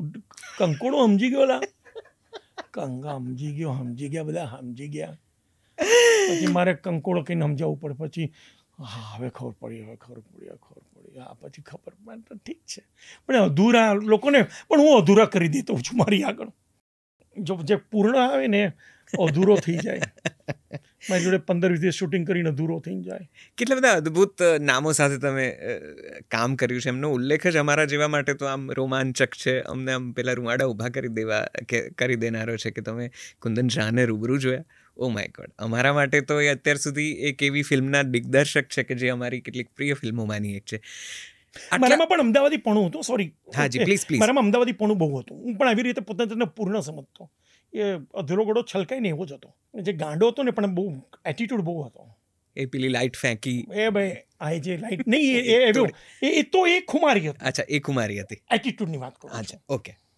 ક્યાંક એનાનું શૂટિંગ સ્વિટ્ઝરલેન્ડમાં અમે લોકો ગીતોનું શૂટિંગ કરવા ગયા હતા. એક જ જે એસોસિએટ હોય એ જ જાય. એસોસિએટ એક જ જાય. હું જ ગયો હતો પહેલી વાર યુરોપ ગયો. એમાં સૈફ અલી ખાન અને પ્રીતિ ઝિંટાનું ગીત હતું છેલ્લું ક્લાઇમેક્સનું. એ શૂટ કર્યું હતું અમે લોકોએ ત્યાં. સરોજ ખાન અમારા કોરિયોગ્રાફર હતા ને બધા હતા. અને અમે એનો ક્લાઇમેક્સ શૂટ કરતા હતા ક્યાંક એનાનું ઊટીના બંગલામાં. રાઈટ. એ સમયે મોબાઈલો નહોતા, કશું 98ની વાત હતી. અને એ દરમિયાન આલ્બમમાં કન્ટિન્યુટીના ફોટો આલ્બમમાં થતા. એ આલ્બમ નહોતા આવ્યા ઊટી મુંબઈથી. અને ક્લાઇમેક્સ શૂટ કરતા હતા. અને અચાનક સૈફ આવ્યો અને સૈફે કહ્યું કે ચિન્મય યાર મેને वो येलो जैकेट पहना था कि नहीं यार? पहना था ना? હવે હું મારા એટીટ્यूडમાં હું નહોતો પહેર્યો. प्रीति क्या चिन्मय पहना था कि नहीं? कुंदन शाह के भाई मैं तो वहाँ था. चिन्मय सरोज खान जोजो को पूछो. अभी जोजो को कहाँ पूछेगी? चिन्मय तेरे को क्या लगता है पहना था? नहीं. तो आखिर unit Anupam Kher no last दिवस शूटिंग नो जी मैं को नहीं पहना था. सैफ मैं बोल रहा हूँ ना, तो भाई चिन्मय नहीं पहना था. કાઢી નાખ્યું અને શૂટિંગ ચાલુ થઈ ગયું. હવે મારા મનમાં એમ તો લા પહેરતું પછી હું તો બોલી નાખ્યું એટીટ્યુડ. આપણ તો બોસ હે યાર, આપણે તો સબ સુનતા હે. 250 યુનિટ. અને ત્યાં ઊટીમાં મોનાર્ક હોટલથી 2 કલાક દૂર ડિસ્ટન્સ. મેં ત્યાંથી આવો સેટેલાઇટ જેવો ફોન હતો એમાં નીચે ગયો પેલા તળાવ પાસે અને મોનાર્ક હોટલમાં ફોન કર્યો. અને ત્યાં ફોન કર્યો ટિપ્સની ઓફિસ મુંબઈમાં કે આલ્બમમાંથી સ્વિટ્ઝરલેન્ડમાંથી આ 4-5 ફોટા ફેક્સ કરો. પેલું આમ આવતું હતું ફેક્સ. કેવું કંઈક આવતું. રાઈટ. એ ફેક્સ લઈને 4 વાગે કોઈ આવ્યો સેટ ઉપર. મેં જોયું તો પહેર્યું હતું યલો જેકેટ. અને સવારથી શૂટિંગ ચાલે. પેલો ક્લાઇમેક્સમાં ખબર છે જો ક્યાંક એના જોઈએ તો સૈફ અલી આવે છે માફી માંગવા, બહાર આવે છે, અનુપમ ખેર બધા ઊભા છે. અને અચાનક સૈફનો શોટ હતો. એક મિનિટ સાલો દાદાગીરી તો જુઓ અક્કલ વિનાનો. એક મિનિટ સર, એક મિનિટ. એ જેકેટ લાવો. જેકેટ પહેના હતા. અને બધા આમ કે સીનના બધા માસ્ટર થઈ ગયા હતા. બાકી હતું 2 દિવસમાં સીન પૂરો કરવાનો હતો. સાંજના 4:30 ત્યાં 5:30 તો અંધારું થઈ જાય. પેલો જેકેટ લઈને દોડતો આવ્યો. સાહેબ કે सर मैंने बोला था कोई मेरी बात नहीं माना. प्रीति के मैंने भी बोला था कोई नहीं बात माना. कुंदन शाह मारी बाजूમાં આવ્યા. પહેલા જેકેટ આપી દીધું. પેલો સાહેબ પહેરવા ગયો અને કુંદનભાઈએ મારી સામે જોઈને કહ્યું, હું કહું સર આ જો ફેક્સમાં ગયો છે પહેર્યો તો. ફાટ એટલે આમ જોસ્તી મારું બ્રહ્માંડ હલી ગયું હતું. તને કહ્યું તું સવારથી શૂટિંગ થઈ ગયું છે. 5 વાગ્યા. 6 લાખ રૂપિયાનો ખર્ચો છે. ત્યારે 6 લાખ રૂપિયામાં અંધેરીમાં 1 બેડરૂમ કિચનનો ફ્લેટ મળતો હતો. એક દિવસનો ખર્ચો એટલો થતો હતો. ખબર પડે છે તને? આમ થઈ ગયો. બીજો મારો કે अनुपम का लास्ट डे है, कैसे मैं शूट करूंगा साहब. अचानक अनुपम આવ્યો અનુપમજી એન કરું એક કુંદન શાંત રહેજો. પહેલી વાર ચીન મિસ્ટેક હોય 250 સામે હું પોતાના દાદો સમજતો હતો. હું કહું એમ ચાલતું. મેં કહ્યું એની પહેલાં કુંદન શાહ એમ કહેતા હતા કે ભાઈ હું ડિરેક્ટર છું, મારો આવો રૂઆબ હતો સેટ ઉપર. અને આંખોમાંથી આમ આંસુ ના નીકળે એટલો હતપ્રભ થઈ ગયો હતો. મને એની પહેલાં ખબર નથી કે હું મોટી મિસ્ટેક કરી. દિલથી કહું છું. 6 લાખ તો મેં ત્યારે સાંભળ્યું ત્યારે મને ખબર પડી કે 6-7 લાખનો ખર્ચો હોય છે એક દિવસનો. અને થપ્પડ કરીને અનુપમજીનો લાસ્ટ દિવસ. હવે કઈ રીતે હવે મને પ્રેક્ટિકલ નોલેજ સમજાયું. તો જો એટીટ્યુડ અમદાવાદી છું યાર, અમદાવાદનું પાણી ખબર નથી તમને, એ રીતે હતો. હવે મને નોલેજ આવ્યું. अनुपम भाई अचानक आ गया. अनुपम कह रहे को 1 मिनट चिन्मय से पहली बार मिस्टेक कटे, मैं 2 दिन और देता हूँ, कुंदन उसका एक्स्ट्रा पैसा भी नहीं लूंगा, बोल दे रमेश जी को, टेंशन मत ले. साहब भावे सर चिंता मत करो, हम 2 दिन और देंगे, 2 दिन और देंगे. आक्यूरेट को सर 1 दिन का पैसा भी नहीं लेंगे, चिंता मत करो चिन्मय के लिए. ત્યારે કુંદન બી મને કહ્યું તારું રિસ્પેક્ટ કેટલું છે જોયું, પણ તે જ તારું રિસ્પેક્ટ ધૂળધાણી કરી નાખ્યું. હંમેશા રીચેક કર. એટલો બધો વિશ્વાસમાં નહીં રહેવાનું કે તમે રીચેક કર્યા વિના સાઇટ ઉપર ઉતરો. ક્યા Baat. Always recheck your self. Recheck. આ એમના શબ્દો છે, મને મારી કુંદનભાઈ મારી સામે દેખાય છે. રીચેક. આજે અનુપમને શૂટિંગ છે એને ના રમેશ તોરણને ત્યાં ફોન આવી ગયો. પેલો મોટો આવો મોટો સેટ લઈ જાઓ ફોન હતો. कुंदन जी को दो. कुंदन जी चिन्मय को आप कुछ नहीं कहेंगे. चिन्मय ने हमारा पैसा बहुत बचा है, चिन्मय को कुछ नहीं कहेंगे, कुछ नहीं करेंगे. હું તો આસિસ્ટન્ટ ડાયરેક્ટર. અને એ દિવસે મને સમજણ પડી ગઈ કે પ્રોફેશનલ એટીટ્યુડ શું હોય છે. પછી તો એ જે એવો ઇન્સિડન્ટ મારી જોડે બન્યો એને મને ઘણું બધું શીખવાડી દીધું. આજે હું એટલું બધું રીચેક કરતો હોઉં છું, એ મારા લોહીમાં ઉતરી ગયું. એટલે મારું 18 દિવસ શૂટિંગ 14 દિવસમાં પતી જતું હોય છે. વાહ, કેટલી બધી અદ્ભુત વાતો, કેવા સરસ પ્રસંગો, કેવા સરસ નામો. હું એ જ પૂછતો હતો તમને કે આ બધા અદ્ભુત નામોમાંથી અત્યારે સૌથી વધારે મિસ કોઈને કરો છો, કોઈ બહુ જ યાદ આવે છે કે જે વારંવાર તમને જેની પાસે જવાનું મન થાય આજે આ ક્ષણે આ ઘટના? કુંદન શાહ યાર, કેટલી બધી વાર નામ બોલ્યો. કુંદન શાહ સિવાય બીજું કોઈ? રાજેશ જોશી અમારા કેમેરામેન હતા, એ પણ આ દુનિયામાં નથી રહ્યા. મધુર સુલતાનપુરી. મધુર સાહેબ બહુ જ પ્રેમ કરતા, બહુ પ્રેમ કરતા. चिन्मय तेरी पहली पिक्चर के गाने में लिखूंगा, આવું એમણે મને કહ્યું હતું. અનુ મલિક કહેતા મેં ફરાહ ખાન એને બહુ અંગત હતા બધા, પણ ખબર નહીં ટેલિવિઝનની દુનિયામાં એવો બિઝી થઈ ગયો કે એ માધ્યમથી દૂર થઈ ગયો. પાછો જતો રહીશ. તો એ બધા મજરૂ સાહેબ તો નથી હવે, કુંદનભાઈ નથી, અનુ મલિક જોડે મ્યુઝિક કરાવશો? ના, હવે વાતાવરણ બદલાઈ ગયું છે, પણ બધા પણ એક છે દુનિયા હજુ જીવતી છે બધી. ખૂબ બધી વાતો કરી. આઈ એમ શ્યોર કે તમે વર્લ્ડ સિનેમા ઘણા બધા બીજી ભાષાના સિનેમાથી પણ પરિચિત હશો. તમારી ફેવરિટ મૂવીઝ કઈ? મને સાચું કહું તો મારી ઘણી બધી ફેવરિટ મૂવી છે જેમણે મારું જીવન બદલ્યું છે. પણ આમ 2-3 કાંઈ એમ કહેવાય કે ધારો કે આપણે એમ પૂછીએ કે તમારા. મને રોશોમન બહુ ગમે હતી. એ મારા જીવનની બેસ્ટ, કારણ કે આજે પણ કારણ કે એ જીવનની મૂવી છે. એક જ ઘટનાને માણસ અલગ અલગ દ્રષ્ટિથી જોતો હોય છે અને પોતપોતાની બુદ્ધિ પ્રમાણેનું અર્થઘટન કરતો હોય છે.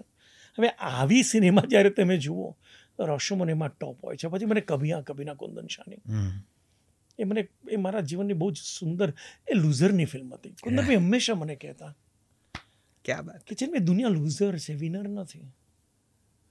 આજે આપણે બધા બનાવીએ છીએ ને બધા ઇન્સ્પાયર કરો, એ બધું ખોટું છે. જીતું કોઈ નથી યાર, દુનિયા લૂઝર છે. આઈ નો. મને તમે in pursuit of happiness. In pursuit of happiness અને ટોક્યો સોનાટા.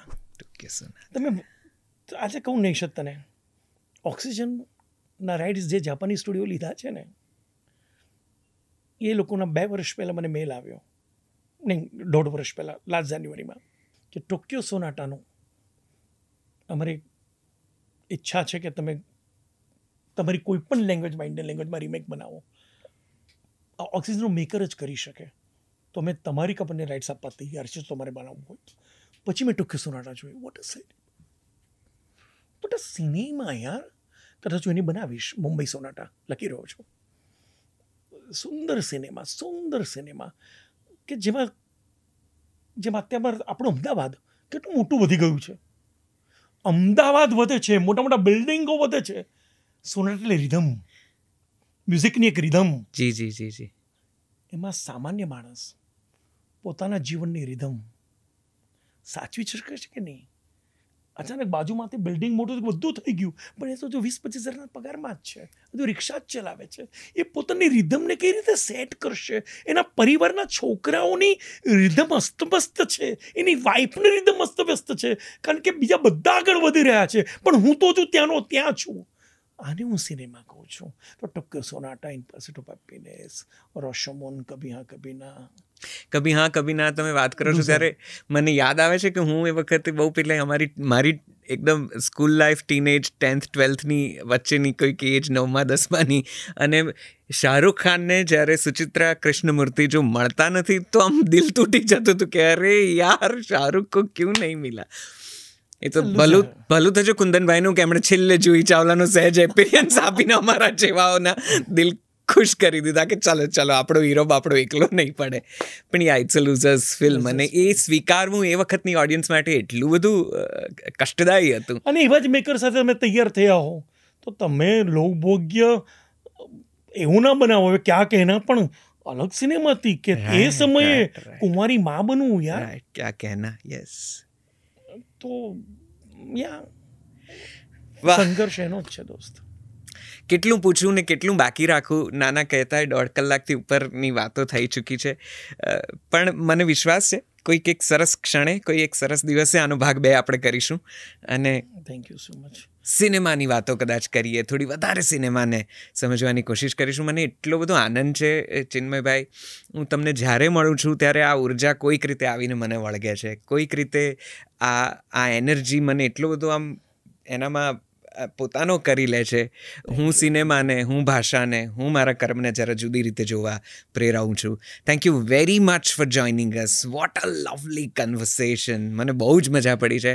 આશા રાખું છું તમને મજા પડી હશે. Thank you so much. તારી જોડે વાત કરવાની ખૂબ મજા પડે છે. આવી વાતો કરવાવાળું કોઈ સ્થાન તો છે ખરું, એ જાણીને આનંદ છે કે એની મજા તમારા અંદરનો જે ઉકળાટ છે, જે અંદરનો જે આવેગ છે, એને બહાર તો તમે કાઢી શકો છો. એની મજા છે. ખૂબ આનંદ થયો. Thank you Jaldi. Thank you Nisha. Thank you ચિન્મયભાઈ. તમારો આ ઉકળાટ તમારા ઉમંગમાં પરિવર્તિત થાય. ઉમંગ ઉકળાટ ઉમંગમાં જ આવે છે. બહાર તો વાર તહેવાર તમે જોશો ઉમંગમાં છે. વાહ વાહ. અમે બહુ જ ઉત્સુકતાથી આ ફિલ્મની રાહ જોઈએ છીએ અને તમને ખૂબ બધી સફળતાઓની શુભકામનાઓ આપીએ છીએ. Thank you very much for joining us. Thank you very much. Jalso પોડકાસ્ટના આ ફ્રેશ એપિસોડમાં અત્યારે આટલું જ. કોઈક નવા સંવાદ સાથે ફરીથી મળીશું. ત્યાં સુધી તમે એક કામ તો ચોક્કસથી કરી જ શકો. ગુજરાતી ભાષાને સમર્પિત, ગુજરાતી ભાષાનું સંગીત હોય, સાહિત્ય હોય કે તેની વાર્તાઓ હોય, તેને સમર્પિત એક એપ્લિકેશન છે. પ્લે સ્ટોર અને એપ સ્ટોર પરથી જલસો મ્યુઝિક એન્ડ પોડકાસ્ટ એપ લખશો તો તમને એનું સરનામું મળી જશે. પ્લીઝ ડાઉનલોડ કરી લો. અમને થોડું વધારે બળ મળશે. અત્યારે અટકું છું. મળીએ છીએ ફરી જલ્દીથી. નમસ્તે. આવજો.